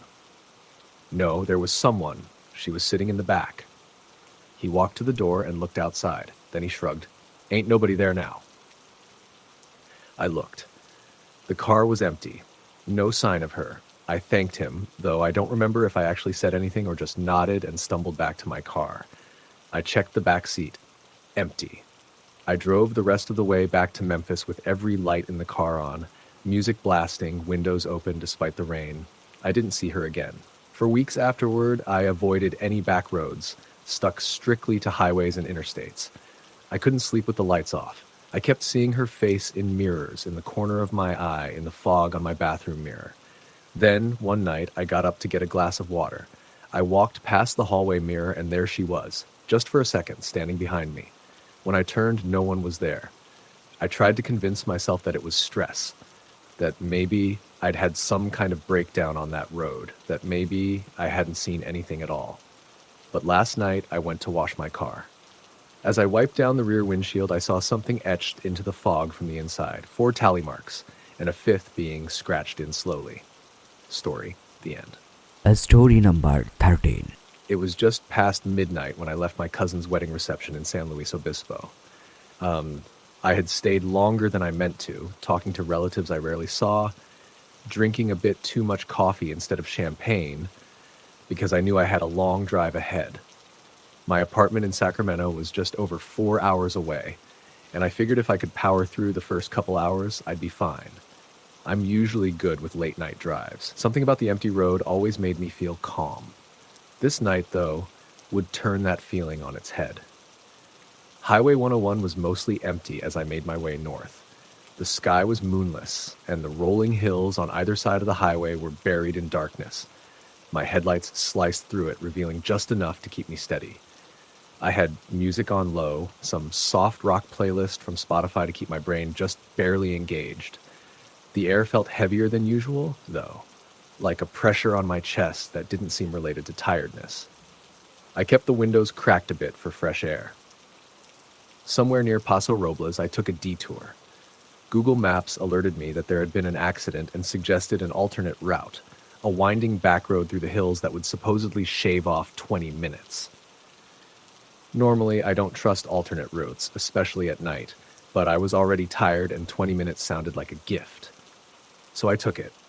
The road was unlit, narrow, and bordered by dry brush and tall trees that leaned in like curious strangers. The pavement was cracked in places, and I slowed down to avoid potholes. My phone's signal dropped almost immediately, which didn't bother me much until the GPS stopped recalculating. I had memorized the next couple of turns, so I wasn't too worried. Still, the deeper I went, the more uneasy I felt. About 30 minutes in, I saw her. At first, I thought it was a deer or maybe a dog, something low to the ground. But as I got closer, I realized it was a woman standing at the side of the road. She had her back to me, long black hair, longing down her back like a curtain, and a white dress that didn't move with the wind. Or maybe there was no wind. It looked outdated, like something from the 1940s. I slowed, unsure what I was seeing. She didn't look hurt, but she also didn't turn around. As I passed her, she raised her arm and pointed straight ahead. Not at my car, not toward me, but just ahead, into the road, like she wanted me to keep going. I looked in my rearview mirror, but by the time I passed her, she was gone. I didn't stop. I should have. Or maybe not. I don't know. Something about her just felt off. Not dangerous, not threatening, but wrong. Like looking at an old photograph that suddenly blinks. A few minutes later, my headlights flickered. Just once. Then again, and then my dashboard lights dimmed slightly before coming back to normal. I tapped the radio, which had begun to buzz with static, and it cut out completely. Silence filled the car, thick and buzzing like invisible insects crawling over my skin. I shook my head and tried to laugh it off. I told myself it was just the isolation getting to me. I even spoke aloud something like, "All right, this road is creepy as hell, but we're good," just to break the silence. That's when I heard the knock. Not on the window, but from inside the car. It came from the back seat. I slammed the brakes so hard that my seatbelt locked up and my chest thudded against it. I twisted in my seat and flicked on the dome light, heart thudding, expecting what? I don't even know. Nothing. The back seat was empty. I leaned over, peering between the seats, even checking the floorboards. Nothing. I got out of the car, more to breathe than anything, and walked around it, shining my phone's flashlight into the windows, all clear. My own reflection looked pale and ghostly in the glass. When I got back in, I locked the doors and started driving again, a little faster this time. My fingers trembled on the wheel. I turned the radio back on, but it only hissed. The GPS was still frozen, the screen a dim reminder that I was completely alone. Or I thought I was. Not 5 minutes later, I smelled something. A heavy, cloying scent like flowers left too long in a vase. Sweet, but rotting. The kind of smell that hits the back of your throat and makes you gag. I rolled down the windows, but the smell lingered. And then I heard breathing, shallow, ragged, behind me. I didn't want to look. Every part of me told me not to look, but I had to. I angled the rearview mirror slowly. There was something in the back seat. Not someone. Something. It sat hunched forward, as if too tall to sit upright in the car, its head almost touching the roof. The shape was humanoid, but the limbs were wrong. Too thin, too long, like sticks wrapped in damp cloth. Its head tilted, and I swear it had no face. Just an expanse of skin where features should have been. I screamed and swerved. The car veered into the dirt shoulder, rocks kicking up under the tires. I floored it, tires screeching as I tried to outrun whatever was now with me. I didn't dare look back again. I kept driving, hands clamped on the wheel, whispering no, no, no over and over. The road twisted, and I took every turn without slowing. I knew I was being reckless, but something primal had taken over. Pure terror, like I was a rabbit trying to outrun a wolf I couldn't see but knew was there. And then I saw the woman again. She stood in the middle of the road this time. Same dress, same posture. Only now, her head was tilted at a sickening angle like it had been broken. Her mouth was open too wide, eyes black pits. She raised her arm and pointed again, this time directly at me. I jerked the wheel to avoid hitting her and nearly crashed into a ditch. When I stopped the car, panting and sweating, I looked back, and she was gone again. That's when I noticed the back seat was empty. I sat there for a few moments, trying to collect myself. The smell had faded. The car felt normal again. The dashboard lights were steady. The radio, when I turned it back on, played music like nothing had happened. I told myself it was a hallucination, that I was overtired, that it was stress. But my hands still shook uncontrollably. I checked the map again.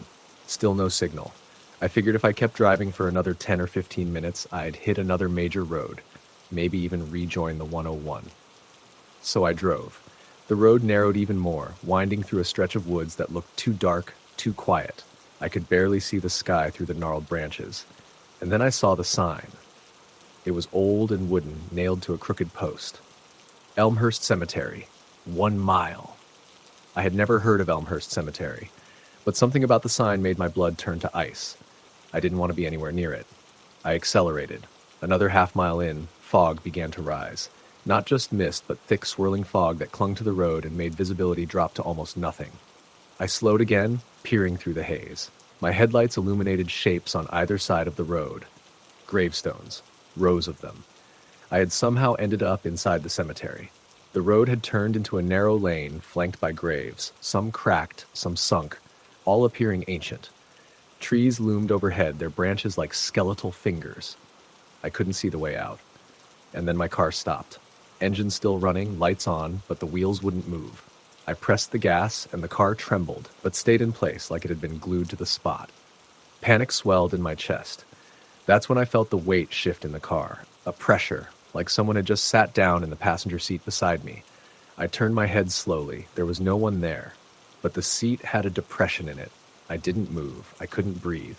My fingers dug into the wheel. I reached over and touched the seat, ice cold. I pulled my hand back like I'd been burned. Then the engine died. No sputter. No warning, just silence. And then the whispers started, dozens of them, hundreds. Soft, unintelligible voices overlapping in every direction. They didn't come from the radio. They came from the air itself, from the car, from the graves around me. I closed my eyes and screamed, not words, just raw, primal fear, and the whispers stopped. When I opened my eyes, it was morning. Birds chirped, the fog was gone. My car started with no issue, like nothing had happened. I drove away from that cemetery and didn't stop until I hit a gas station in some small town I don't even remember. I looked up Elmhurst Cemetery when I got home. There's no record of it. Not in San Luis Obispo County, not in California. I had my car checked. Nothing wrong with the electronics. The mechanic said everything was in perfect shape. I never found out what happened that night. I've driven that same route again during the day, just to prove to myself it was real. But I've never found the detour. The road's not there. Story the end. Story number 14. It was a cold, late November night when I found myself driving down Route 90 in western Pennsylvania. I was headed back from a business meeting in Cleveland, trying to make it home to Harrisburg before sunrise. My company had put me up in a hotel for the night, but I decided against it. Something about hotel rooms always left me feeling restless, like I was being watched through the peephole. I figured a long, quiet drive with some hot coffee and a few podcasts would help calm my nerves and get me back in my own bed where I could finally sleep. The first couple hours passed without anything noteworthy. The road was quiet. My high beams illuminated an endless stream of reflective road markers and the occasional fox darting off into the woods. As I crossed into Clarion County, the traffic thinned even more. It must have been around 1:30 in the morning when I noticed my gas tank was getting low. I hadn't seen a gas station for miles, and my GPS told me the next one wasn't for another 20. I wasn't too worried yet. The gauge wasn't quite in the red, so I kept pushing forward. Around 1:50, I saw a flickering green neon sign in the distance. An old gas station barely lit, the kind you'd think had been abandoned for years, if not for the one working pump under the dim light. I pulled in cautiously, rolling to a stop by the pump. The place looked like it hadn't been updated since the 70s. Rust peeled off the frame of the overhang, and a couple moths flitted against the buzzing neon letters spelling out, "Gas and Goods." I got out and started pumping. The wind was sharp and carried with it that earthy, almost metallic smell that follows rain, though the sky looked clear. Behind the building, I noticed a narrow road that led into a densely wooded area. A weathered sign next to it read, "Old Mill Hollow Ard." Something about it gave me pause. Maybe it was the way the trees swallowed the road so completely that you couldn't see more than a few feet in. As the pump clicked off, I went inside to pay. The door chimed with a mechanical ring, and the smell hit me first, musty and stale, like wet newspapers and old wood. The fluorescent lights inside flickered on and off, casting weird shadows on the walls. A man stood behind the counter, maybe in his 60s, wearing a dusty flannel shirt and a trucker cap pulled low. He looked at me, didn't smile, and didn't say a word. I nodded politely. "Just got some gas. Pump one." He slowly rang it up, eyes never leaving mine. "You headed east?" he asked, his voice a rasp like he hadn't spoken in days. "Yeah, Harrisburg." He paused, then reached under the counter and pulled out a little packet of instant coffee. "Take this. Don't fall asleep on that road." I blinked, not sure how to respond. "Thanks, I guess." He didn't say anything else, just looked past me toward the window. I turned to see what he was staring at, but there was nothing out there except my car and the edge of those dark woods. I left without asking questions. The place creeped me out. I got in my car, turned the key, and the engine hesitated for a second before coming to life. The radio, which had been off, crackled loudly and began playing static, though I hadn't touched the dial. I shut it off immediately and started driving. Not 5 minutes later, the GPS rerouted me. The familiar voice calmly stated, "Faster route found. Turn right in 400 feet." I looked down. The new route cut off 10 minutes from my ETA. I hesitated, looked up, and saw that it wanted me to turn on to Old Mill Hollow Ardede. I shook my head. "Nope," I said out loud. I'd rather be late than drive through that stretch of woods. I ignored the turn and kept going. Less than a minute later, the GPS rerouted again. Same road. This time it said, "Turn right in 100 feet." I hit the mute button. My hands were sweaty on the wheel, and I couldn't shake the feeling that something was off. I wasn't usually this jumpy, but there was something unnatural about that road. I focused on the highway, determined to stay on the main path. The temperature inside the car began to drop sharply, even though I had the heat on. My breath started fogging up the windshield. I reached over to adjust the defrost settings, and when I looked up again, I slammed on the brakes. There was a man standing in the middle of the road. He wore what looked like old-fashioned clothes, a long coat, suspenders, muddy boots, and he just stood there, back turned to me, completely still. I honked the horn. No reaction. I was about to get out and yell when he suddenly stepped to the side of the road and vanished into the trees. I drove past slowly, heart pounding. My high beams scanned the woods, but he was gone. Just like that. I considered turning around, heading back to the gas station, and maybe staying there until sunrise, but something told me not to. I drove in silence, the roads narrowing, the trees closing in like they were arching overhead. The temperature continued to plummet, and frost began forming on the inside of the windows. I couldn't understand it.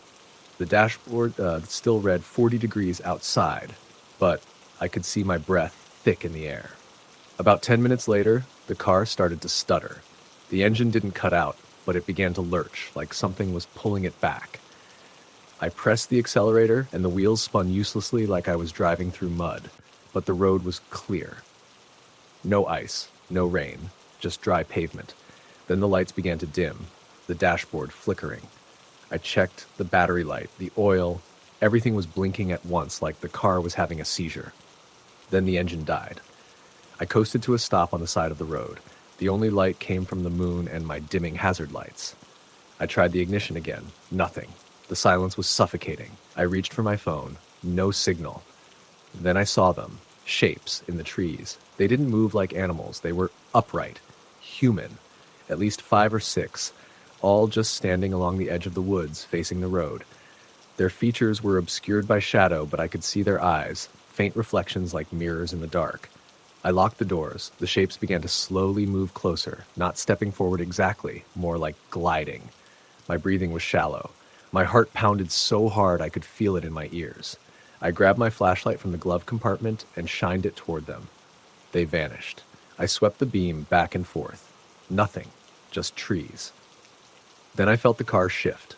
Something was pressing down on the back of it, like a heavy weight. The shocks creaked.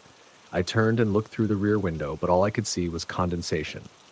Then something smacked against the glass. I jumped, flashlight shaking in my hand. There was a handprint on the rear windshield, and then another, and another. Dozens of them, appearing one by one as if pressed from the outside. I started the ignition again, praying, begging the car to turn over. It coughed, sputtered, then roared to life. I floored it. The road was barely wide enough, but I didn't care. I kept going until I hit a fork that led back to the main highway. As soon as I turned, the engine smoothed out, the heat returned, and the frost started to fade. I didn't stop driving until I reached a brightly lit rest stop just outside of Dubois. I pulled into a spot and sat there for 15 minutes, hands shaking, watching for anything in the mirrors. I finally got out, stretched my legs, and went inside. There were people, coffee, fluorescent lights. Everything felt normal again. I went to the bathroom, splashed cold water on my face, and looked up into the mirror. There were fingerprints on the back of my jacket. I hadn't leaned on anything. No one had touched me. I wiped them off with a paper towel and tried to laugh it off. Maybe I'd leaned against my car back at the gas station. I got back on the road, finished the drive, and got home around 6:30 a.m. I tried telling my girlfriend about it, but she thought I was sleep-deprived and exaggerating. I started to believe that maybe I had hallucinated the whole thing, that it was some mix of stress, cold air, and exhaustion. But then, about a week later, I found the instant coffee packet the gas station attendant had given me, still unopened, on the floor of my back seat.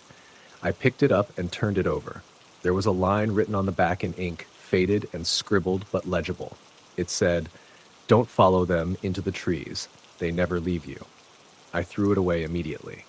Since then, I haven't taken Route 90 after dark. I never saw that gas station again.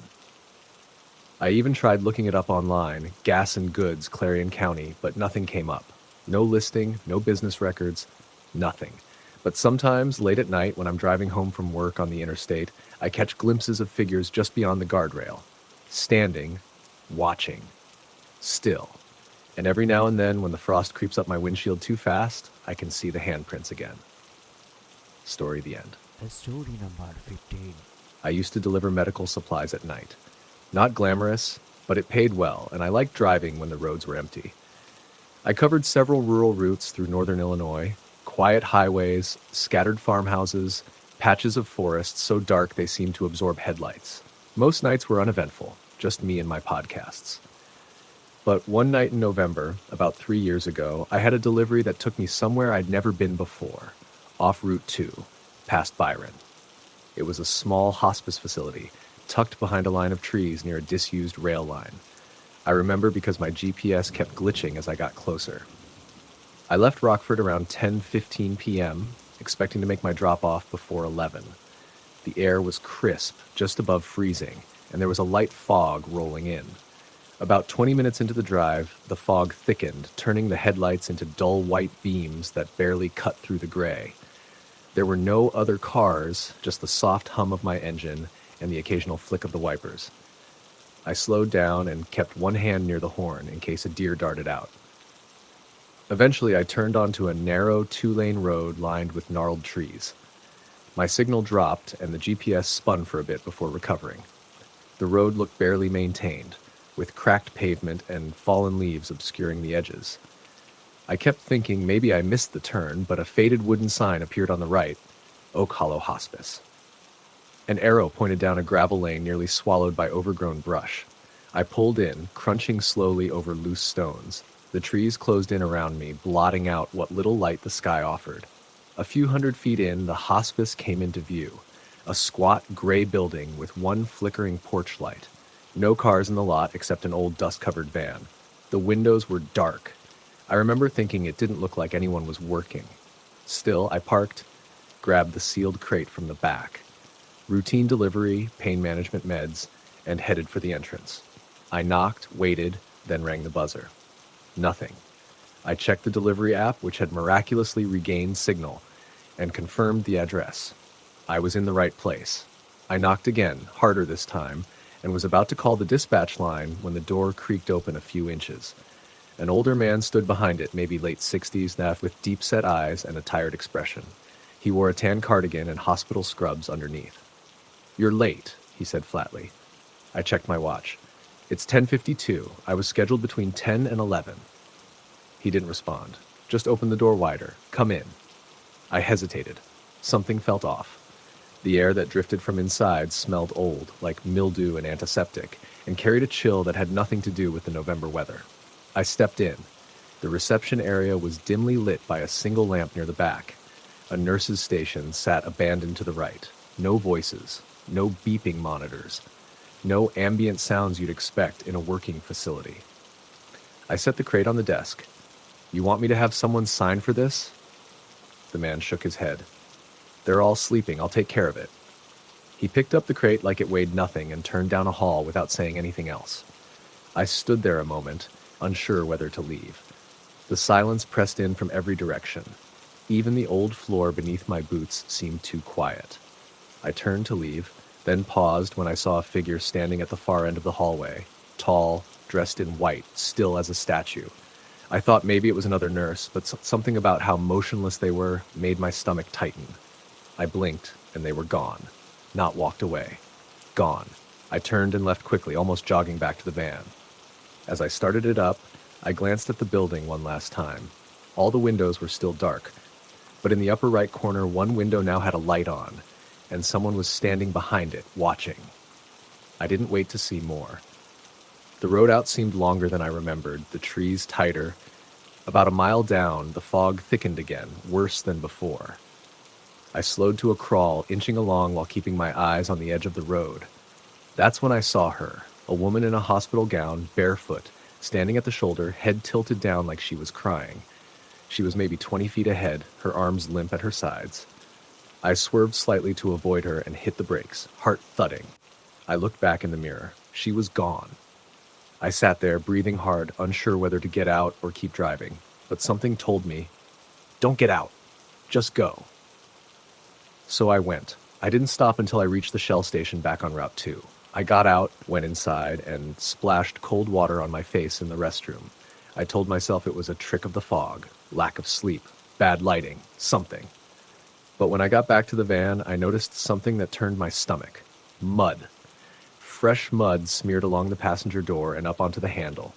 The kind of handprint a wet, filthy palm might leave. But I hadn't picked anyone up. No one had been on that side of the van. The next morning, I called dispatch and asked if Oak Hollow had reported any issues. The woman on the line sounded confused. She told me they hadn't had a delivery scheduled that night.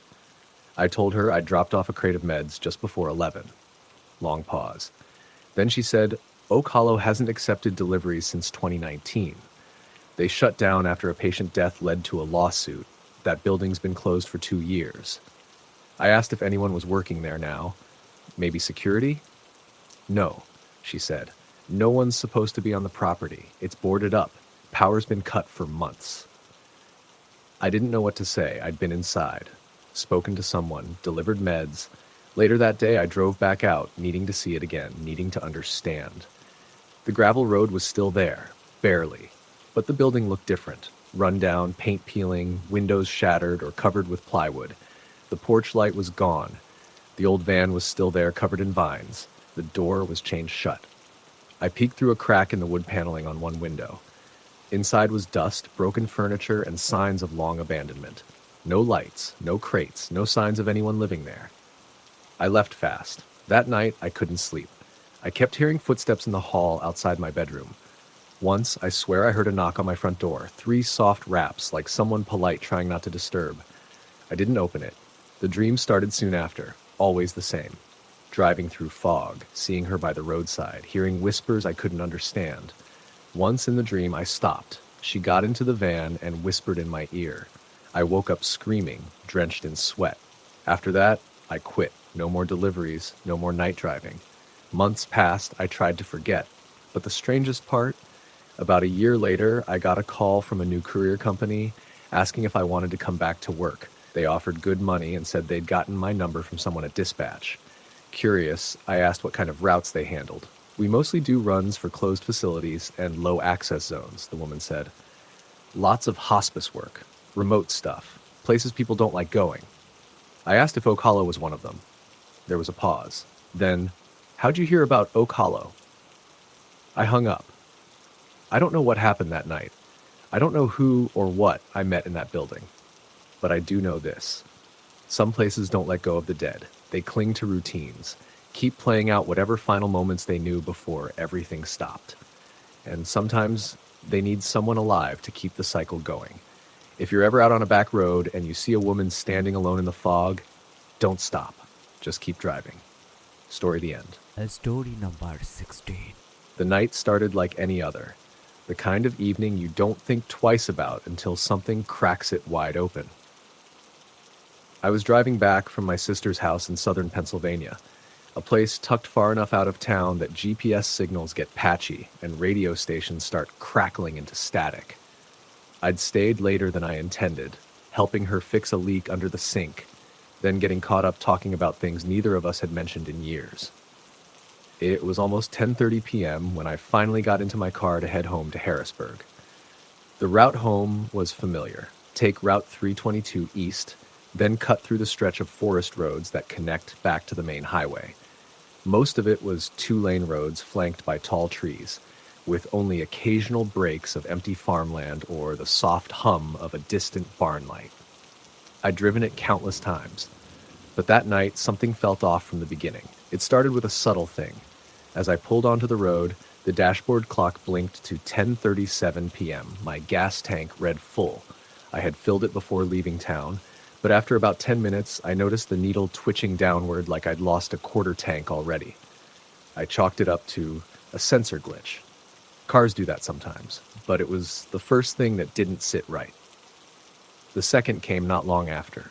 A rabbit darted across the road and I swerved slightly, a Simslight, my headlights catching something on the side, something not the rabbit. A figure, maybe 5 feet tall, pale and unmoving, crouched at the base of a tree. I didn't see a face, just the shape of a person huddled with their arms around their knees. By the time I blinked, it was gone. I slowed down, peering into the trees with my high beams. There was nothing. No signs of anyone. No movement. But I could still feel it, the pressure of something having been there. I turned the radio on to fill the silence, but every station was static or distant religious talk shows, distorted with the kind of warbling echo you get on old cassette tapes. The music stations I usually listened to were all dead. I turned it back off. The silence felt safer. Maybe 20 minutes in, I saw headlights behind me. One set, small and close, a car that must have come out of one of the rural access roads. I kept my speed steady, figuring it was just another late traveler. But the car kept the exact same distance from me. Not tailgating, not trying to pass, just following, precisely. Every turn I made, every slight speed change, it mirrored me perfectly. I thought about pulling over to let them pass, but the shoulders were narrow and unlit, just steep ditches and thick trees. I figured I'd wait until the next rest stop or intersection. About 5 minutes later, the lights blinked out. Not faded. Blinked. Instantly. Like someone flipped a switch. I glanced in my rearview mirror and saw nothing. I slowed, craning my neck, trying to see if maybe the car had pulled off. Then the interior of my car went cold. Not chilly. Freezing. I checked the thermostat. The heater was still on. The vents blew warm air, but the air around me felt like an icebox. I could see my breath. I looked at the passenger seat and saw it sink slightly like someone had just sat down. The seatbelt indicator for the passenger side lit up. I slammed the brakes and the car skidded slightly before stopping. I reached across and hit the seatbelt latch. Nothing there. Just the fabric rising slowly, like tension being released. I didn't move for a minute. I just sat there, engine idling, lights washing over the trees ahead. Then the radio turned back on by itself. A woman's voice came through, whispering a single phrase over and over. I couldn't understand the language. It wasn't English. It sounded almost like a prayer or chant. The volume rose gradually, like someone turning the knob in slow increments, louder and louder until it filled the car like a scream. I reached out and turned the dial. Nothing happened. I tried to shut the whole system off. No response. I hit the power button, pulled the fuse, even yanked the auxiliary cord. Still, the voice kept going. Then, just as suddenly, silence. The temperature returned to normal. The seatbelt light turned off. The radio clicked off. I drove. I don't know why I didn't call anyone. My phone had signal. I could have FaceTimed someone or even just left it on speaker. But I didn't. Something about the silence of the night made me feel like introducing another voice would invite something worse. I reached a crossroads where Route 849 intersected with a narrower road, one I'd never taken before. But the GPS said to continue forward. As I started through the intersection, the engine sputtered. The car stalled. I coasted to the shoulder and tried to restart. Nothing. Just the sound of the engine clicking but not turning over. Then my headlights flickered and shut off. I was plunged into absolute darkness. I stepped out of the car and turned on my phone flashlight.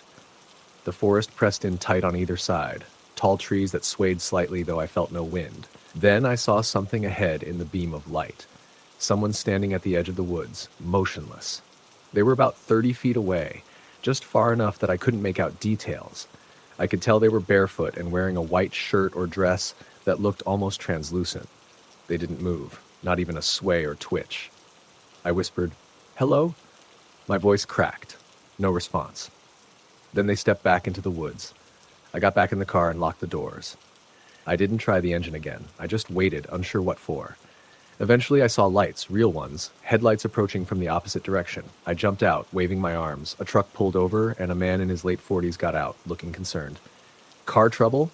he asked. "Yeah, it's stalled," I said. "Won't start." Then the lights. "You're lucky," he interrupted. "This stretch of road's dangerous at night.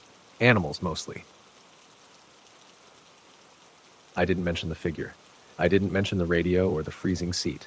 He offered to tow my car to a station a few miles up. I accepted without hesitation. As we drove, I asked him if he lived nearby. "Used to," he said.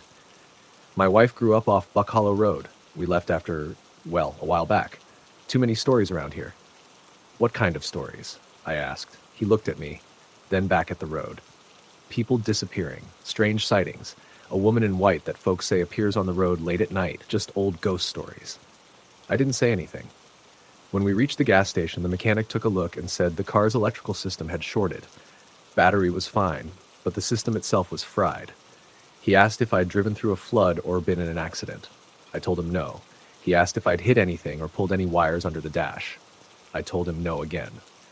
He shook his head, muttering, "Never seen one fail like that before." It took a full day to fix the car. I stayed in a motel nearby. That night I didn't sleep much. Every creak from the hallway made me sit up, heart pounding. I left the lights on. The next morning, I returned to my car and found something on the windshield. It was a single white handprint, not from dirt or grease. It was faint, almost like condensation. But the day was dry, and my windshield was clean the night before. I wiped it off and drove straight home. In the weeks after, small things started happening. The lights in my apartment flickered at exactly 10:37 p.m. My phone would open the voice recorder app by itself, capturing only static and faint whispers I couldn't make out. Once, I found the passenger seatbelt in my car buckled. I always drive alone. I tried to ignore it. I told myself it was my mind playing tricks, heightened awareness from one scary night, but deep down I knew better. One night I had a dream. I was back on that road. The forest was pitch black. I could see my car stalled, headlights dead. A woman stood beside the driver's side window, her face pressed to the glass. She whispered something. I couldn't understand it at first, then I realized what she was saying. "Let me in." I woke up, covered in sweat. The next morning, my car wouldn't start. That same day, a neighbor knocked on my door to ask if everything was okay. She said she saw someone stand outside my apartment window around midnight. A woman with long hair, pale, not moving. I lived on the second floor. I haven't taken that route again. I avoid driving at night when I can, but sometimes, especially when I'm alone in the car, I catch a scent like wet leaves and cold air. Sometimes I feel the seat beside me shiver so slightly, like someone just got comfortable. And sometimes I hear breathing that isn't mine. I've come to believe that whatever was on that road that night didn't stay there. It followed me. Story the end. Story number 17. It was sometime after 10 when I left the hospital in Gallup, New Mexico. I was visiting my cousin Michael, who had been in a nasty motorcycle accident earlier that week. He was stable but still unconscious, and after 6 hours in a folding chair beside his bed, I figured I'd make the 3-hour drive back to Farmington before the fatigue got worse. The nurse tried to convince me to wait till morning, but I didn't listen. I should have. The first hour of the drive was quiet. Cold air spilled through the slightly cracked window, keeping me alert. I had a playlist running and a large coffee from a gas station I barely remembered stopping at. It was mostly open highway, 2 lanes winding through reservation land, hills and desert blending together under a moonless sky. I had taken this route before, but never this late. I was about halfway through the second hour when I saw the first car, or what I thought was a car. It was parked on the shoulder, hazards off, driver's side door hanging open. As I approached, I slowed down a bit, expecting to see someone flagging me for help, but no one was there. The cabin light was on. Inside, a child's stuffed bear sat in the front seat, upright like someone had placed it there deliberately. I kept driving. Something about the scene felt off, like it had been staged. The further I got, the more that bear bothered me. Another 30 miles down the road, I came around a bend and saw headlights behind me. Just 2 beams, distant, but clearly gaining. It was strange. I hadn't seen another moving vehicle all night. As the car got closer, I noticed it didn't seem to change lanes or back off when I hit the gas. It just kept pace, following close enough that I couldn't see the front grille in my mirror. I flicked on the interior lights to check my phone, but there was no signal. I turned off the lights again and kept my eyes on the road. I figured maybe it was some impatient driver wanting to pass. I tapped the brakes lightly, expecting them to go around, but they didn't. Instead, their headlights cut out. I'm not kidding. 1 second, they were there. The next, total darkness behind me. I checked again. Nothing. I pulled over to the side of the road and stopped the engine, trying to listen. Nothing but the ticking of my cooling engine and the faint wind outside. I sat there for a minute, looking in every direction. No lights, no movement. The desert was silent. I started the car again and pulled back onto the highway. I didn't want to be stuck out there any longer than I had to be. The next town was still 20 miles out, and I just wanted to get there. About 5 minutes later, my radio crackled, even though the playlist had ended and I hadn't connected it to anything else. Just static at first, then a low whisper. I couldn't make out words, just breathy, sharp syllables. I turned the radio off.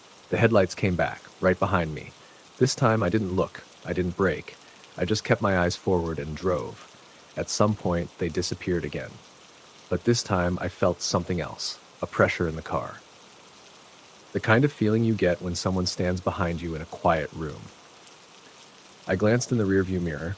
A woman was sitting in the back seat. She wasn't there before. Her head was down, long black hair obscuring her face. She was soaked. Her clothes clung to her frame like she'd just crawled out of a river. I slammed on the brakes, heart pounding in my chest, and turned around. Nothing. The seat was empty.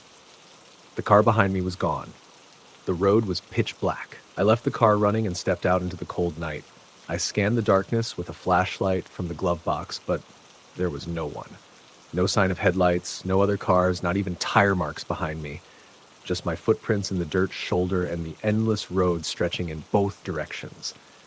When I got back in and shut the door, the rearview mirror was fogged up.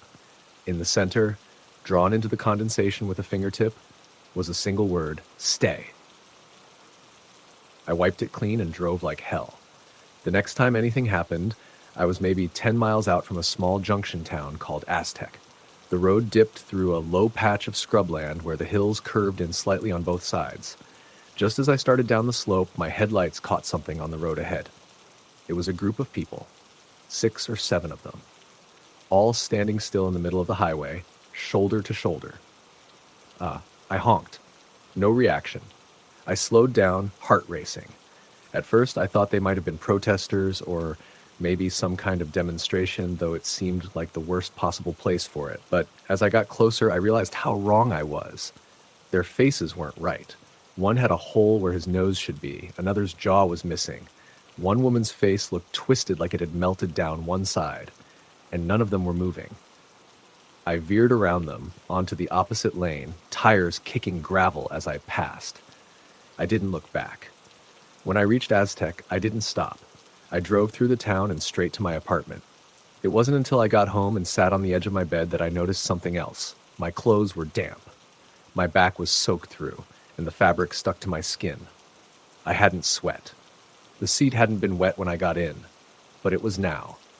Just the backrest, like someone had been pressed against it from behind. That night, I didn't sleep. I lay in bed listening for sounds that didn't come. No wind, no creaks, no neighbors. I kept checking the mirror above my dresser, afraid I'd see her again, the woman in the back seat. Every now and then, I thought I heard breathing, but it wasn't mine. In the morning, I inspected the car. The back seat was dry, but under the passenger floor mat, I found something. A lock of long black hair, tied with a thin red thread. I didn't touch it. I called a mechanic friend of mine and asked if I could drop the car off for a full interior detail. He didn't ask why. Maybe I didn't sound right on the phone. A week later, Michael woke up. He said something weird in the hospital, something I haven't told anyone. He told me he remembered being out of his body after the accident. Said he floated for a while and saw a long road in the dark, a car moving down it and someone sitting in the back seat. He said he couldn't see her face, but she turned toward him at one point and whispered something he couldn't understand. Then she looked out the window and disappeared. I didn't tell him what happened to me. I didn't tell anyone, really. Not until now. It's been 6 months. I don't drive at night anymore. I've sold the car, moved to a new apartment, even changed my phone number. But every now and then, when I'm falling asleep, I swear I hear footsteps just outside the window. And just once, I woke up to find the mirror fogged with a single word scrawled across it, stay. Story the end. Story number 18. The drive started off like any other I'd taken at night. I'd been helping my sister move from her apartment in Knoxville to our hometown in Pulaski, and we'd spent the whole day packing boxes, cleaning, and loading the truck. By the time we were done, it was nearly 10 p.m., and I had a 4-hour drive ahead of me. I could have stayed the night, but I didn't feel like sleeping on an air mattress or dragging it back home. Besides, I've always liked the calm of driving at night, less traffic, cool air, empty roads. It gave me time to think. I stopped for gas just before getting on the highway. The guy behind the counter barely looked at me as I paid. He had this look on his face like he was watching something behind me. When I turned to see what it was, there was nothing there but a rack of snack cakes and a flickering fluorescent light. "You heading west?" he asked. I nodded, grabbing my change. He didn't say anything for a second, then mumbled, "Just stay on the main roads." I half laughed and told him I wasn't planning on sightseeing, but something about the way he said it stuck with me as I got back in the car and pulled away. It was about 30 minutes into the drive when I noticed the fog. It wasn't heavy, but it started rolling in low, crawling across the asphalt like a slow tide. I checked the temperature, mid-50s. Not cold enough for real fog, I thought, but I kept driving. I had music playing low and a thermos of coffee in the cup holder. The road was straight for miles, the kind of stretch that makes your mind wander. Somewhere between Columbia and Miner Hill, I saw a detour sign, bright orange, reflecting in my headlights, with an arrow pointing to a narrow county road. According to my GPS, the detour would add only about 15 minutes. I figured it wasn't a big deal and turned off the highway. The road was rougher than I expected, not gravel, but definitely old pavement. Trees grew right up to the edge, tall oaks and sycamores, their branches arching overhead to form a kind of tunnel. I slowed down without meaning to. The fog had thickened. Visibility dropped to maybe 30 feet, and the headlights lit up the mist like a wall. It was around then that I started feeling strange. Not scared exactly, but uneasy, like I was being watched. I chalked it up to being tired. I hadn't eaten anything real in hours and had been lifting heavy boxes all day. Maybe I was just on edge. I turned the music up a little and tried to focus on the road. That's when I saw the woman. She was walking along the shoulder, her back to me, wearing a long dress that fluttered in the breeze. Her hair was long and light-colored, maybe gray or blonde. I couldn't see her face, and she didn't turn when my headlights hit her. I slowed, rolled down the window a bit, and called out, asking if she was all right. She didn't stop or look back. I debated stopping, but there was no shoulder, and I didn't want to block the narrow road. I kept driving, checking the rearview mirror every few seconds. She was gone. No sign of her in the fog, and I hadn't heard her step into the woods. Weird. About 10 minutes later, I noticed a strange smell in the car. Not strong, but sour, like rotting apples or stagnant water. I checked the vents, wondering if maybe I'd driven through something. The air inside felt heavy, almost damp. I cracked a window, but it didn't help much. Then my GPS glitched. The screen flickered and froze, showing my location as a blank patch of gray with no roads, no labels. I tapped it, restarted it. Nothing. It couldn't find a signal. I glanced down at my phone. No bars. It was then that I saw her again. Only this time she was standing in the middle of the road. I hit the brakes hard, tires squealing as the car skidded slightly on the wet pavement. The woman didn't move. Her dress was soaked, clinging to her thin frame, and her hair covered most of her face. I slammed the horn, but she just stood there. I was about to get out when she slowly lifted her head. Her eyes were completely white, no pupils, no irises, just pale orbs that looked like they belonged to something dead. Her mouth opened slightly, and I don't know how to describe it exactly, but the air around her seemed to shimmer. I blinked, and she was gone, just like that. I sat there for a long moment, trying to breathe, heart pounding. I considered turning around, but I didn't even know where I was at this point. The GPS was useless, and my phone still had no signal. I kept going, though I slowed way down. As I drove, the trees began to change. The road narrowed further, and the forest around me looked old. Not just tall trees or thick brush, but like something from a different time. The bark was dark, almost black, and the ground between the trunks was littered with bones. I don't mean branches or rocks, I mean bones. They looked like animal bones, maybe deer or raccoons, but there were too many. Dozens, maybe hundreds, scattered along the edge of the road. Skulls, ribs, spines. Some looked fresh. Then my car started to act up. The radio died first, just a sudden pop and then silence. Then the dashboard lights dimmed. The engine didn't stall, but it began to make a soft whining noise like it was struggling. I pressed the gas. Nothing. The car slowed until it came to a stop, even though the engine was still running. I shut it off, waited a moment, and tried to restart it. It cranked, but wouldn't turn over.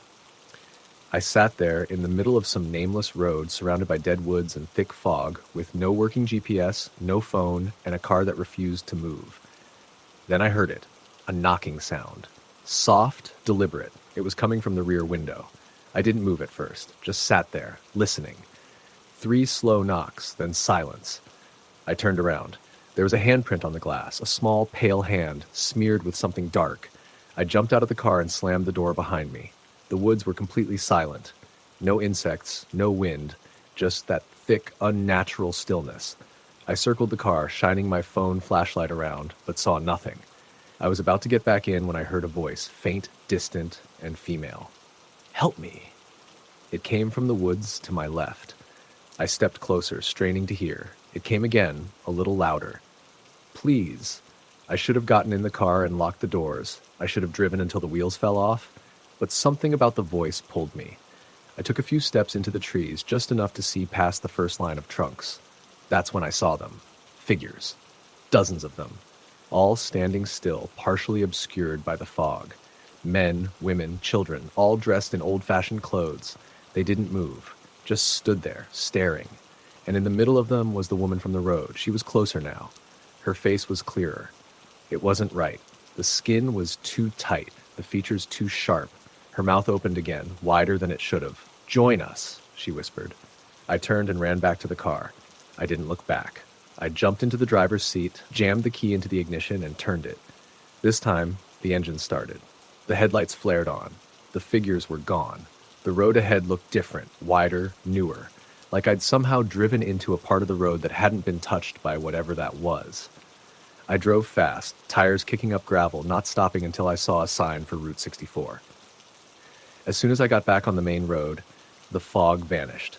My GPS restarted. My phone buzzed with missed texts. Everything was normal again. I didn't stop until I was back home, back in my driveway, staring at the steering wheel with shaking hands. For weeks after that, I refused to drive at night. Even now, years later, I still get nervous when I see fog rolling in. And I've never gone back to that area again. I don't even know where I was exactly. But sometimes, especially when it's late and the world is quiet, I'll hear 3 soft knocks on my back window, and I won't turn around. Story the end.